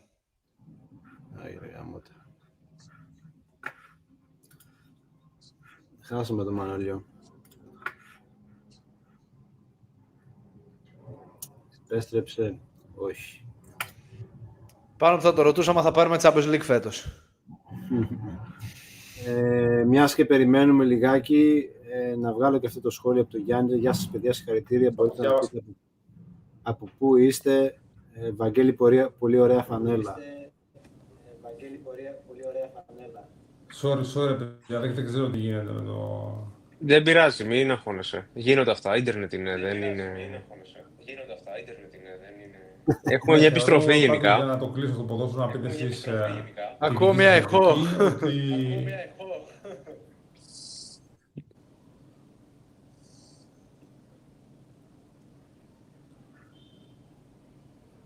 Τώρα μ' ακούτε καλύτερα? Ναι. Έχουμε την επιστροφή ακόμα. Εντάξει, δεν πειράζει. Για να μην μακρηγορήσω, αυτό θα πω, πιστεύω ότι η ομάδα κινείται σε σωστό μονοπάτι. Η μεταγραφή ακόμα και του Σιπιόνι δείχνει ότι ξέρεις, έχουμε πάντα στην άκρη του μυαλού μας να παίρνουμε νέους παίκτες που να έχουν μεταπολιτική αξία. Είναι, θεωρώ, μια πιο καλή στρατηγική από το να παίρνεις βετεράνους στυλ Μαρσέλο ή Χάμες. Και νομίζω ότι αν δεν υπάρξουν πλέον πωλήσεις, κυρίως του Μουζακίτη που λέτε, εντάξει, με 2-3 κινήσεις ακόμα η ομάδα θα είναι έτοιμη, κυρίως στα εξτρέμ. Δεν ξέρω, στην επίθεση τώρα ίσως χρειαστεί ένα, ξέρεις, false nine, έτσι, όπως ήταν ο Κοστούλας που παίζει διάφορες θέσεις στο επιθετικό για να πλαισιώσει τους Ελκαμπή και Γιάρεμτσουκ. Ο Σεν Μαξιμέν το θυμάμαι από παλιά, πιστεύω ότι δεν έχω παραγράψει την πορεία τα τελευταία χρόνια, αλλά σαν όνομα και σαν στυλ θα μου άρεσε να έρχονταν στον Ολυμπιακό. Πάντως είμαι αισιόδοξος για την ομάδα, γιατί έχει μια καλή βάση, έχει καλή νοοτροπία. Είναι από τις λίγες χρονιές, και εσύ Κώστα, επειδή είσαι και εσύ μεγαλύτερος όπως μας έλεγε ο Δημήτρης, είσαι πιο κοντά ηλικιακά σε μένα, θα θυμάσαι ότι θεωρώ από τις λίγες φορές, ίσως με εξαίρεση της ομάδας του Βαλβέρδε, που είναι τόσο πλήρης η ομάδα σε όλες τις γραμμές. Που ψάχνεις να βρεις κάποιο κενό, εντάξει, σίγουρα θα βρεις κάποια μικρά μειονεκτήματα, αλλά ξέρεις, νιώθεις μια ομάδα που είναι καλή και στην άμυνα, είναι στιβαρή στο κέντρο και έχει και καλούς επιθετικούς. Εντάξει, τον Ελκαμπή δεν το συζητάμε, αλλά είδες και ο Γιάννη σου ανέβει στο δεύτερο μισό, δηλαδή βλέπεις ότι έχεις παίκτες που πραγματικά αξίζουν να είναι σε ομάδα τέτοιου επίπεδου.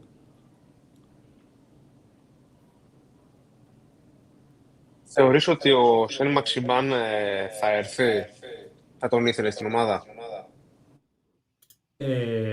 Αν σου λέω, δεν τον έχω παρακολουθήσει πέρσι, ήταν στη Φενέρμπαχτσε νομίζω, δεν ξέρω τι έχει κάνει δηλαδή. Αν είναι σε σχετικά καλή κατάσταση και πιστεύω ότι έχει κίνδυνο, είναι σε καλή ηλικία, έτσι 28-29 είναι.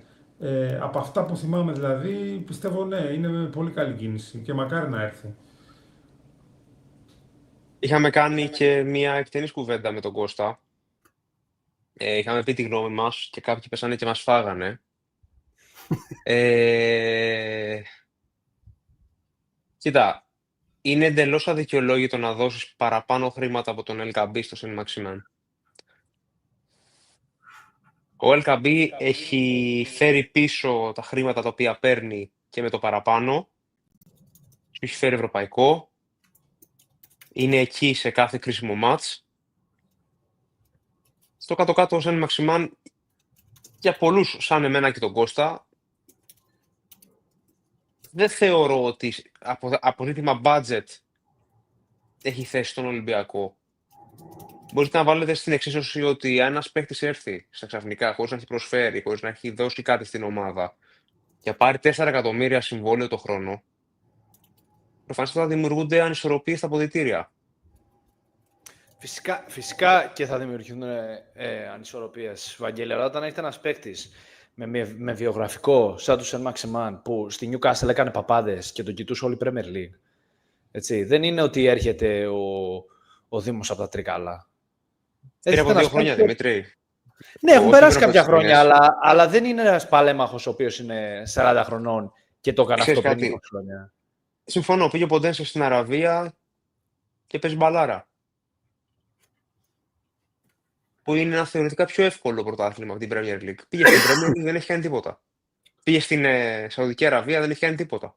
Εντάξει, επειδή δεν τα έχει καταφέρει εκεί, δεν σημαίνει ότι δεν τα καταφέρει πίσω στην Ευρώπη. Έτσι. Δηλαδή, μπορεί να μου ταιριάζει για οποιοδήποτε λόγο οι συνθήκες.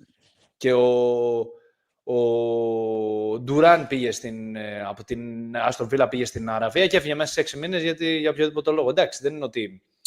Δεν ταιριάζει πάντα και επειδή η Σαουδική Αραβία είναι εύκολη, θα πρέπει απαραίτητα να τα πας καλά.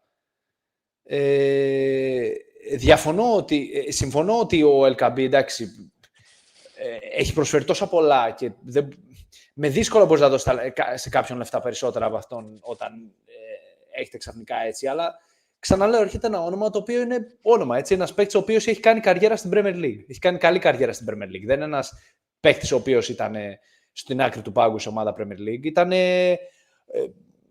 cult φιγούρα ο τύπος. Ήταν απίστευτος. Εγώ θα σου αναφέρω μερικούς παίκτες οι οποίοι ήρθαν από την Premier League και από μεγάλα πρωταθλήματα. Σαν τεράστιες φιγούρες έτοιμοι να προσφέρουν, πήραν και ένα πακτόλο χρημάτων και δεν προσέφεραν τίποτα. Ο ένας είναι ο Κροάτης από την Ατλέτικο, που μου διαφεύγει το όνομά του, το Μπακ. Ο δεξής Μπακ, ο Σβάρκλο, πώς το λένε. Το Βρυσάλικο. Ναι. Ο ένας είναι ο Βίλιαν. Ναι, κάτσε. Ο Βίλιαν ήρθε στα 36, έτσι. Από γεμάτη σεζόν στην Αγγλία με τη Φούλαμ, βλέπεις Premier League και εγώ βλέπω. Ναι, ναι. Γι' αυτό το λέω. Με γεμάτη σεζόν. Εντάξει, αλλά δεν ξέρω αν μπορείς να συγκρίνεις τον Βίλιαν. Βρυσάλικο, ναι, μπορείς, αλλά Βίλιαν δεν ξέρω αν μπορείς. Και συνέχισε. Γιατί το Βίλιαν δεν μπορείς να το συγκρίνεις? Εξτρέμεται, δεν είναι και ο Βίλιαν. Ναι, αλλά ο Βίλιαν είναι 7 χρόνια μεγαλύτερος από τον Σεν Μαξιμάν, 8 χρόνια μεγαλύτερος. Ο Βίλιαν έκανε γεμάτη σεζόν με τη Φούλαμ, αλλά είναι και σε μια ηλικία που για κάποιο λόγο δεν του έκατσε, εγώ πιστεύω, κατά λόγω ηλικίας, όχι λόγω ταλέντου. Λόγω είναι το σώμα του, οτιδήποτε, για διάφορους λόγους. Δεν νομίζω ότι ήταν απαραίτητα με λόγους ταλέντου. Έχει να κάνει και με το πότε ήρθε ο παίχτης. Τώρα ήρθε τέλη Αυγούστου, αρχές Σεπτέμβρη, χωρίς προετοιμασία. Και αυτό σε αυτές τις ηλικίες μετράει. Αλλιώς θα ήταν ένας Willian, ας πούμε, που προερχόταν από σχετικά καλή σεζόν στη Fulham, με πολλές συμμετοχές και με προετοιμασία στην πλάτη. Τέλος πάντων, δεν υπάρχει ο Williams στο roster. Για μένα δεν υπάρχει ουσία σε αυτή την κουβέντα. Τα είπαμε και για το Σαν Μαξιμά στην προηγούμενη εκπομπή, τα είπες και με τον Άρη την προηγούμενη Παρασκευή. Επειδή έχουμε χάσει λίγο τον Μανώλιο και τον έχω κάνει mute γιατί έχει επιστροφές, αυτά που λέμε εμείς τώρα, θέλω απλά να του δώσω την ευκαιρία να χαιρετήσει τον κόσμο, οπότε τον κάνω unmute και Μανώλη, αν θες να πεις μερικά λόγια, floor is yours.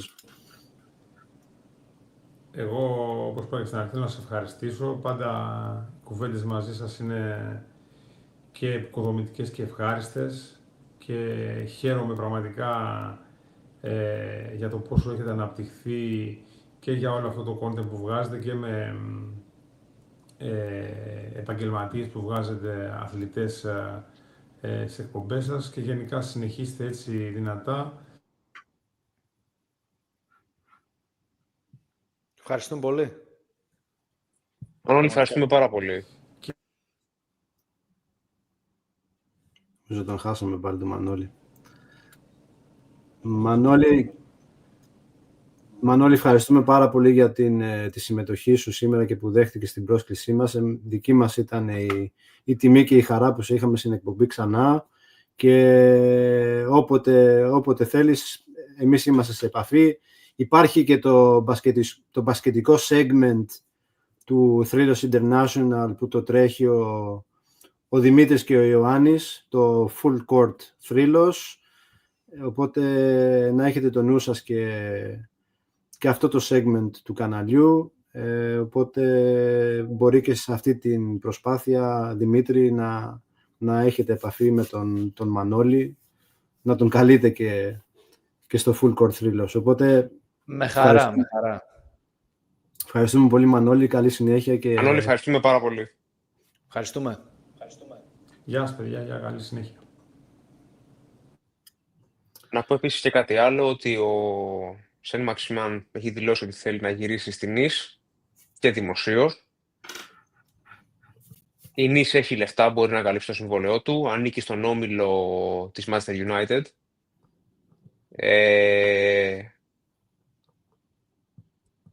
Οπότε καταλαβαίνετε ότι... Παιχνίδια είναι και αυτά, ρε, εσύ τώρα, εντάξει. Να πω και ένα καλησπέρα στο Λάμπρο. Γεια σου, Λάμπρο. Ο Λάμπρος, παιδιά, για αυτούς που δεν τον ξέρουν, αν είχατε δει μια απίστευτη επαιδειακή φανέλα, ένα κόνσεπτ που είχε βγάλει πριν από μερικά χρόνια, ρίξτε μια ματιά στο account του στο Instagram. Φοβερός γραφίστας, κάνει φοβερή δουλειά. Και Λάμπρο, ευχαριστούμε και για τη στήριξή σου. Να είσαι καλά. Τι να πούμε, για το Σεν Μαξιμάν, ρε φίλε, νιώθω ότι τα έχουμε πει. Έχει κουράσει η κατάσταση, ναι. Δεν το βλέπω. Εγώ δηλαδή μπορείτε να με κόψετε. Ούτε το βλέπω. Να με κόψετε κλιπάκια. Ούτε το βλέπω. Ούτε εγώ το βλέπω. Άλλο το ότι το θέλω. Δεν το βλέπω ούτε εγώ. Συμφωνώ μαζί σε αυτό, έτσι. Ναι. Δηλαδή θεωρώ και γενικά από αυτό που έχω εισπράξει και από πηγές, δεν διατίθεται ο Ολυμπιακός να δώσει τέτοια χρήματα για συμβόλαιο.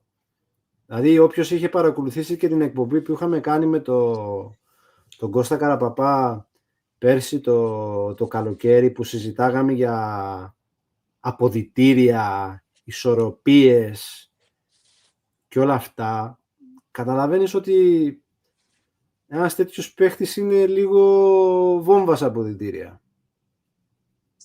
Δηλαδή, θα έχει τρομερή πίεση. Καταρχάς, το παλικάρι παίρνει 8 εκατομμύρια, ναι, στο συμβόλαιό του τώρα στην Αλαχλή που είναι. Πες, σου λέει, ωραία, θα κόψω τα μισά. Και 4 να δώσεις είναι πολύ παραπάνω από αυτά που παίρνει ο καλύτερος σου παίχτης. Και το έχω αναπτύξει και στο Twitter αυτό και μου έχουν γράψει, μα εντάξει, άμα είναι το θέμα ο Ελκαμπή να παίρνει το μεγαλύτερο συμβόλαιο, ας του κάνουν προσαρμογή στο συμβόλαιο του Ελκαμπή. Ναι, αλλά δεν πάει έτσι. Δηλαδή, αρχίζει και εκτοξεύεται όλο το budget του συλλόγου, όποτε έχουμε διαταράξει ισορροπίες σε budget, σε προϋπολογισμούς και σε θέμα salaries των παιχτών, δηλαδή δημιουργούνται θέματα εκεί. Και ο προπονητής είναι και ένας άνθρωπος που εκτιμάει τις ισορροπίες, όχι μόνο στον αριθμό παιχτών που είναι μέσα στο ρόστερ, έχει ένα πολύ οικογενειακό κλίμα εκεί, έχει δημιουργήσει ένα ρόστερ που από Γενάρη και έπειτα την προηγούμενη σεζόν, δηλαδή όποιον και ανέβαζε μέσα στην εντεκάδα, ο Ολυμπιακός έβγαζε το ίδιο ποδόσφαιρο πάνω κάτω, σωστά, έτσι. Και στα playoffs, ιδιαίτερα εδώ, έβαζε κάτι Στάμενιτς και Βέρντε στο τέλος της χρονιάς. Θα μου πεις χωρίς πίεση, αλλά η ομάδα έπαιζε το ίδιο ποδόσφαιρο. Και όλοι αποδίδανε. Ο κάθε ένας ήξερε το ρόλο του. Και το είπε και ο Άρης στην προηγούμενη εκπομπή που κάνατε το live της Κυριακής. Ο Μεντιλίμπαρ ο ίδιος έχει πει ότι από τα πιο σημαντικά πράγματα στο παιχνίδι που παίζει είναι να ταΐζεται η μπάλα μέσα στην περιοχή. Σέντρες στην περιοχή. Εκεί είναι ο κίνδυνος για την αντίπαλη ομάδα. Όταν η μπάλα είναι στην αντίπαλη περιοχή. Θέλει δηλαδή παίχτες, όχι καθαρά εξτρέμ, αλλά θέλει παίχτες από τα πλάγια που θα βγάζουν σέντρες. Θες να σου πω ένα παίχτη από τα πλάγια που θα μεταφέρει την μπάλα στην περιοχή, όχι απαραίτητος να σηκώνει την μπάλα. Καμπελά. Ουναχή. Κόλλησε βελόνα. Δεν είναι Ουναή. Σου αρέσει ο Ουναή, Ναι. Εντάξει. Πολλά λεφτά, φίλε. Θέλει 10 εκατομμύρια Όχι ρε. Έχει πέσει η Μαρσέη και ο Παναθηναϊκός δεν δίνει ούτε το ποσό που έχει ρίξει. Έχει τρελαθεί ο κόσμος εδώ πέρα. Ο Παναγιώτης ο φίλος λέει, τι συζητάτε τόση ώρα. Έχει μείνει πίσω μάλλον. Έχουμε ένα αρκετά σημαντικό σχόλιο, το οποίο συμφωνώ Δεν ξέρω τι κάνει στη ζωή του ο παίκτης, αλλά αν είναι αυτή η κατάσταση. Εντάξει. Να πάει όπου νομίζει. Κοίτα, γενικά θα έχετε παρατηρήσει και σήμερα πάλι βγήκε το όνομα του Brian Zaragoza της Bayern Munich, που λέγανε ότι έχει κλείσει στη Σέλτα, αναθερμαίνεται αυτό το θέμα. Ο Κώστας Ολιανός, που μας είχε βγει πριν από μερικές εβδομάδες, μας είχε πει να φυλάξουμε το όνομα του Brian Hill, το οποίο έχει παίξει από την αρχή της μεταγραφικής περίοδου. Ένας παίχτης ο οποίος έχει σχετικά καλή σεζόν στη Ζιρόνα πέρυσι, αν και τελείωσε με έναν τραυματισμό. Ένας παίχτης που, καλά, όσοι τον έχετε δει στην Εθνική Ισπανίας, μιλάμε για παιχτάρα. Παίχτη που... Και με πορεία στην Premier League.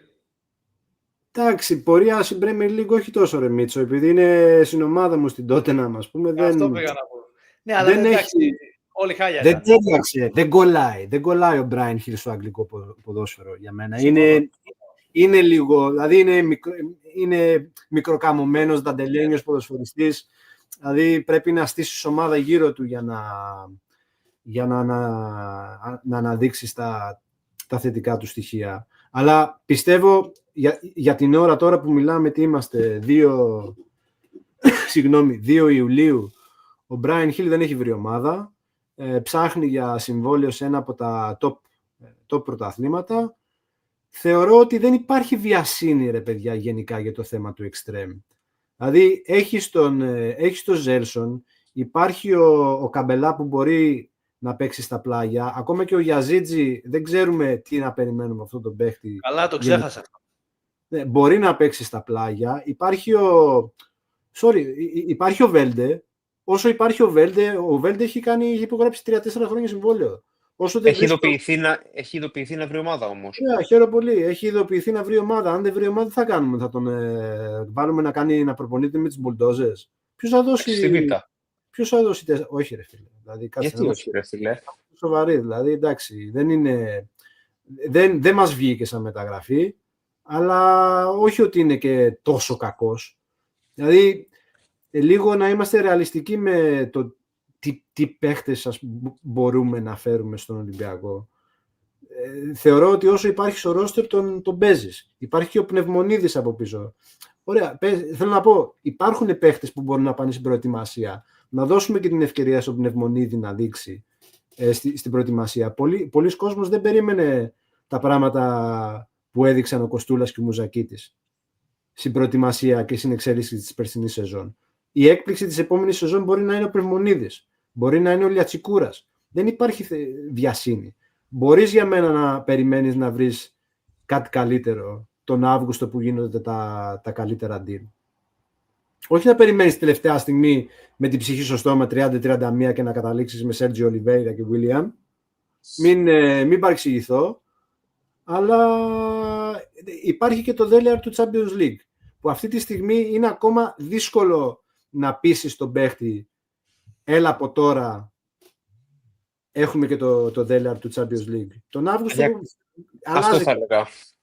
Αυτό θα έλεγα. Ο Ολυμπιακός παραδοσιακά μεταγραφές κάνει τον Αύγουστο.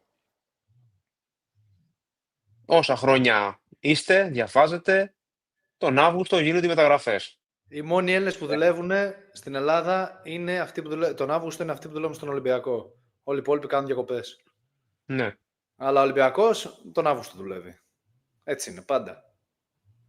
Και πέρυσι πήραμε ευρωπαϊκό και πάνω που λέγαμε ότι η προετοιμασία θα γίνει νωρίς και είμαστε στρωμένοι και ξέρουμε που θα παίζουμε του χρόνου και πήραμε ευρωπαϊκό και είμαστε έτοιμοι και το έχουμε. Πάλι βλέπαμε τελευταία στιγμή πάλι γινόντουσαν πράγματα. Έτσι θα γίνει και φέτος. Και ας έχουμε το Champions League. Το θέμα είναι ποιοι θα έρθουν για να πάνε στην προετοιμασία την άλλη εβδομάδα. Αυτό είναι το θέμα. Όπου έχει ζητήσει τον Extreme, τον ένα τουλάχιστον, ο Μεντιλίμπαρ. Πάμε εμείς, ρε παιδιά. Πάμε εμείς. Το κάνω και για τα μισά λεφτά παίρνει ο Αλκαμπή. Δίπλα είμαστε. Κοντά είμαστε. Αυστρία δεν γίνεται Όχι, ρε. Ολλανδία. Ολλανδία γίνεται. Γιατί νόμιζα Αυστρία? Έλα, 2 ώρες είσαι με το τρένο εσύ. Καλά, ναι. Και με το οδήγημα και με αυτοκίνητο μπορώ να πάω. Εύκολο είναι. Έλα, 19 του μήνα θα πάμε μπρέντα με τον Βαγγέλη. 19 Ιουλίου θα πάτε να δείτε το φιλικό.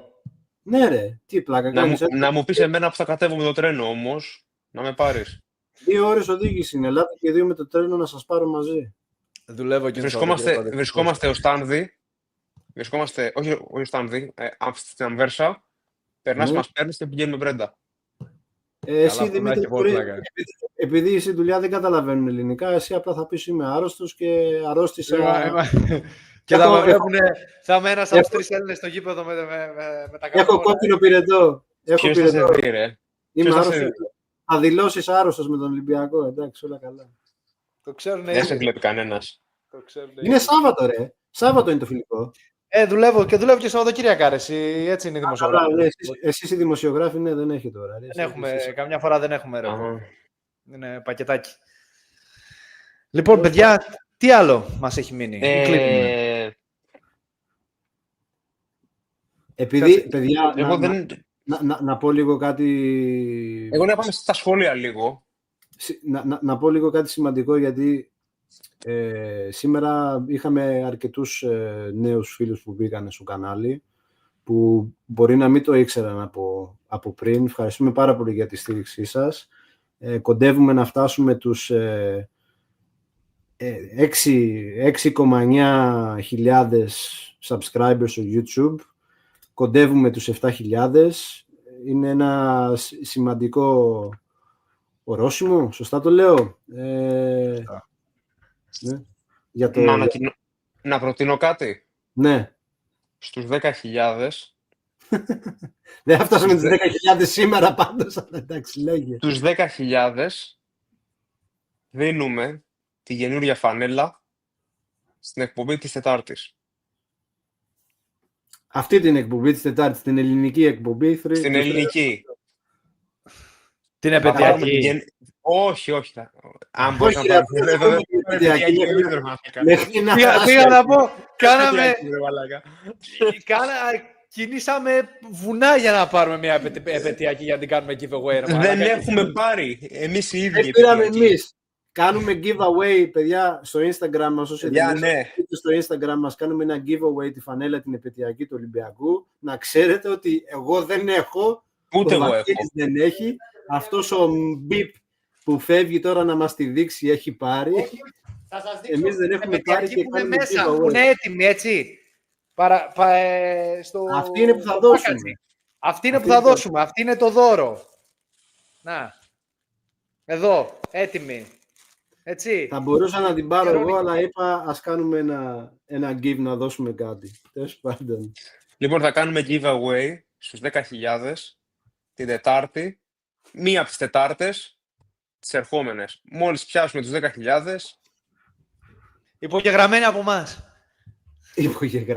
Υπογεγραμμένοι, φίλε, είναι μεγάλη κουβέντα. Βασικά στα 100.000. Στα 100.000 υπογεγραμμένοι. 100.000 και εσύ τώρα. Και στο 1 εκατομμύριο κάνετε και meet and greet με τον Άρη. 1 εκατομμύριο subscribers. Παρετούμε αύριο. Θα ανοίξει OnlyFans ο Άρης. Λοιπόν, νομίζω ότι είναι καλό σημείο να πάμε στα comments και μετά να κλείσουμε. Λίγο, Δημήτρη, θέλω να... Ή μάλλον, όποιος από τους δυο σας θέλει λίγο να πείτε 2 λόγια για το κανάλι για αυτούς που δεν μας ξέρουν, γιατί ξέρω ότι μπήκανε και μπαίνει πάρα πολλοί κόσμος από Ελλάδα σήμερα, Τετάρτη ειδικά. Να υπενθυμίσουμε ότι το κανάλι αυτό έχει ιδρυθεί πριν από 5 χρόνια κατά τη διάρκεια του COVID.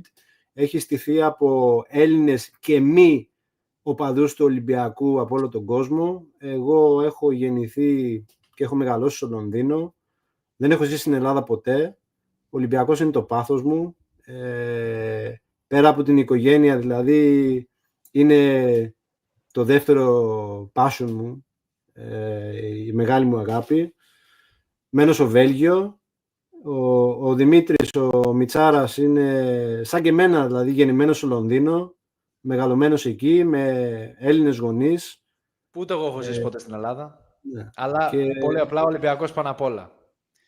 Και έχουμε ο Βαγγέλης είναι νέο μέλος της οικογένειας εδώ στο Θρύλος International, που μένει στο Λουξεμβούργο, από την Ελλάδα. Όλοι είμαστε στις Βρυξέλλες στο σύνδεσμο ή οι περισσότεροι από το κανάλι.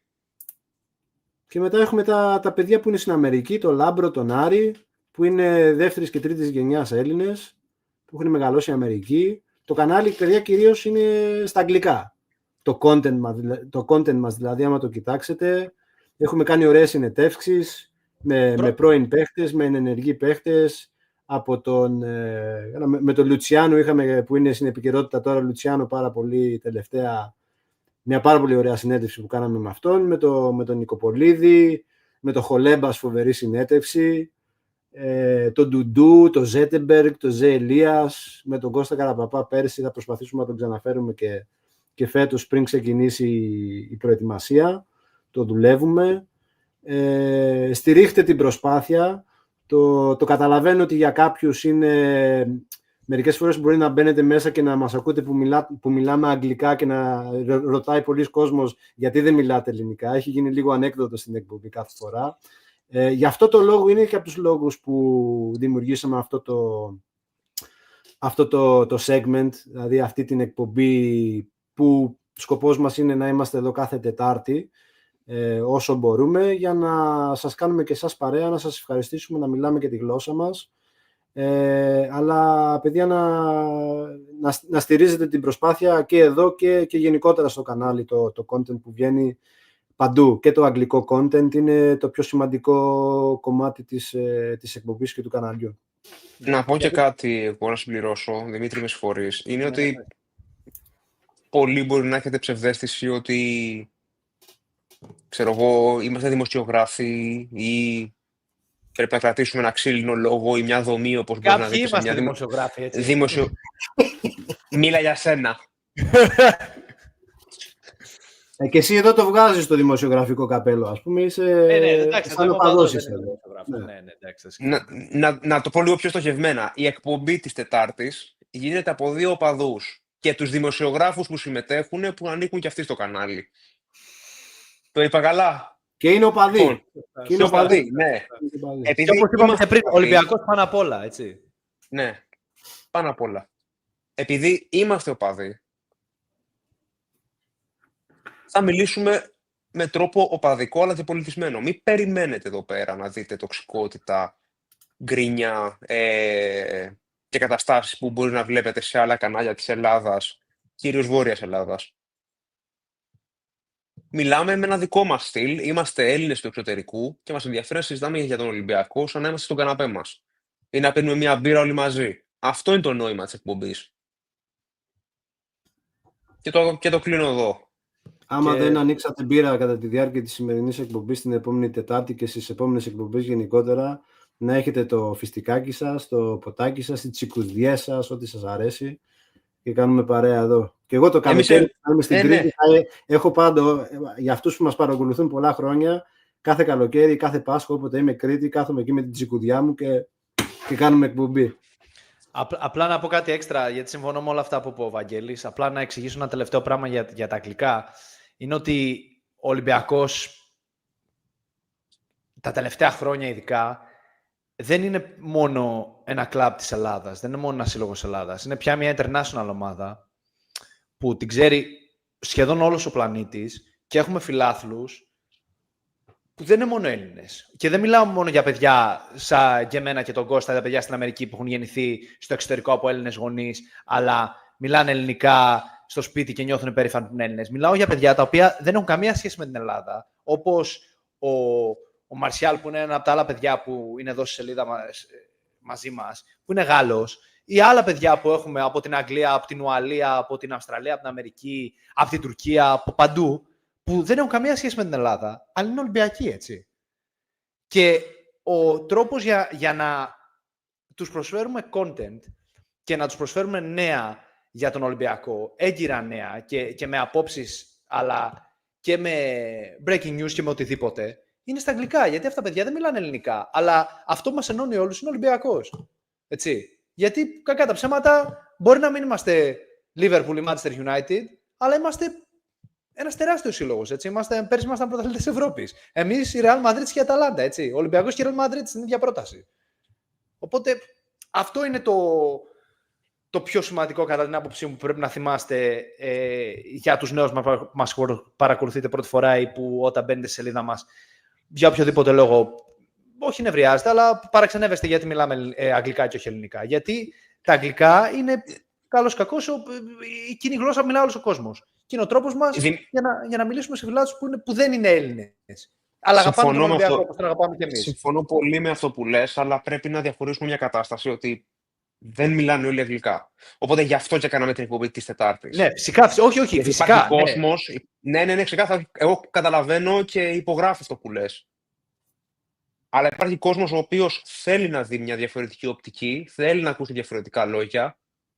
Δεν θέλει ξύλινα λόγια, άτομα τα οποία είναι κοντά στην ΠΑΕ, άτομα που δεν είναι κοντά στην ΠΑΕ, που λέει ο καθένας το μακρύ του και το κοντό του. Εμείς έχουμε κάποιες επαφές. Και ό,τι είναι το μεταφέρουμε. Όσο μπορούμε και να μεταφέρουμε, έτσι. Και το μεταφέρουμε και στα ελληνικά και στα αγγλικά. Γι' αυτό το κάναμε αυτό. Έχει ποικιλία, ναι, και συνδέουμε και τους αγγλόφωνους με τους ελληνόφωνους. Έχει ποικιλία το κανάλι, παιδιά. Είπαμε και για τις συνεντεύξεις που έχουμε κάνει και βλογκάκια που υπάρχουν στο κανάλι. Ρίχτε μια ματιά. Πείτε μια καλή κουβέντα στους φίλους σας. Φέρτε τους φίλους σας.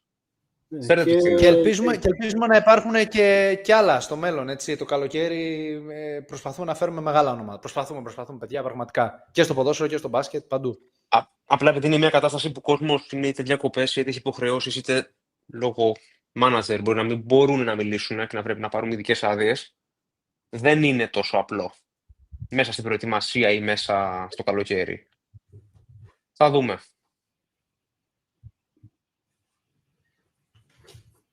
Θέλουμε να κοιτάξουμε το chat, παιδιά, ή να το κλείσουμε? Έχει πάει 12.30 ώρα. Εγώ λέω σιγά σιγά να χαιρετήσουμε τον κόσμο. Γιατί είναι... Συμφωνώ. 12.30 ώρα Ελλάδας. Για μας είναι λίγο νωρίς σχετικά. Αλλά ναι. Μιτσάρα, για σένα είναι 10.30, για μας είναι 11.30. Για μας είναι 11.30. Ναι, αλλά δυστυχώς δουλεύω νωρίς αύριο το πρωί, οπότε είναι η ώρα για ύπνο. Δεν έχει ούτε μπύρες. Πριν κλείσουμε, μείνε 5 λεπτά. Θέλω να σας ρωτήσω κάτι.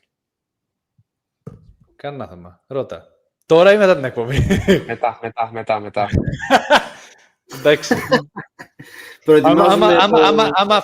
Άμα φτάσουμε τους subscriber, πόσο ακόμα θέλουμε? 120 είπες, Κώστα? Έχουμε ξεπεράσει, είμαστε στους 6.905. Ωραία, χρειαζόμαστε 95 ακόμα subscriber. Άμα έχουμε 95 ακόμα subscriber, τότε θα κάνουμε leak τη συζήτηση που κάνουμε με το Βαγγέλη μετά. Άμα μπείτε και κάνετε subscribe μέχρι να κλείσουμε. Ορίστε. Λοιπόν, άντα το κλείσουμε. Παιδιά, χαιρετούμε. Ευχαριστούμε πάρα πολύ για τη στήριξή σας και που μας παρακολουθήσατε και σήμερα. Ραντεβού ξανά το Σαββατοκύριακο για το live της Κυριακής με τον Άρη και την παρέα. Και εμείς για την ελληνική εκπομπή θα είμαστε ξανά εδώ από εβδομάδα. Συντονιστείτε και στα άλλα κανάλια που έχουμε παρουσία. Υπάρχει το website, είναι στο σελίδα μας. Μπορείτε να μπείτε μέσα, να δείτε τα άρθρα, τα merchandise που έχουμε. Επίσης, αν θέλετε, έχω ένα καπέλο σήμερα. Αυτό είναι από το παλιό το brand, το Gate 7 International, πριν αλλάξουμε ονομασία. Φανέλα... Αυτά θα είναι vintage κάποια στιγμή, έτσι, γιατί και εγώ τα παλιά έχω. Είναι συλλεκτικά. Όταν φτάσουμε το 1 εκατομμύριο θα κάνουμε giveaway με τα παλιά τα συλλεκτικά. Θα δίνουμε τα δικά μας. Θέλω εγώ ένα, τώρα που θα πας Αμερική, φέρε ένα. Μου το εγώ σχέθηκες. Θα σου φέρω. Πρέπει να ασκήσεις πίεση και στον Άρη όμως. Γιατί εγώ τον έχω πρίξει καλά, θα τα πούμε μετά offline. Μετά. Καληνυχτίζουμε, καλημερίζουμε και στους Αυστραλούς που μας παρακολουθούν. Γεια χαρά, παιδιά.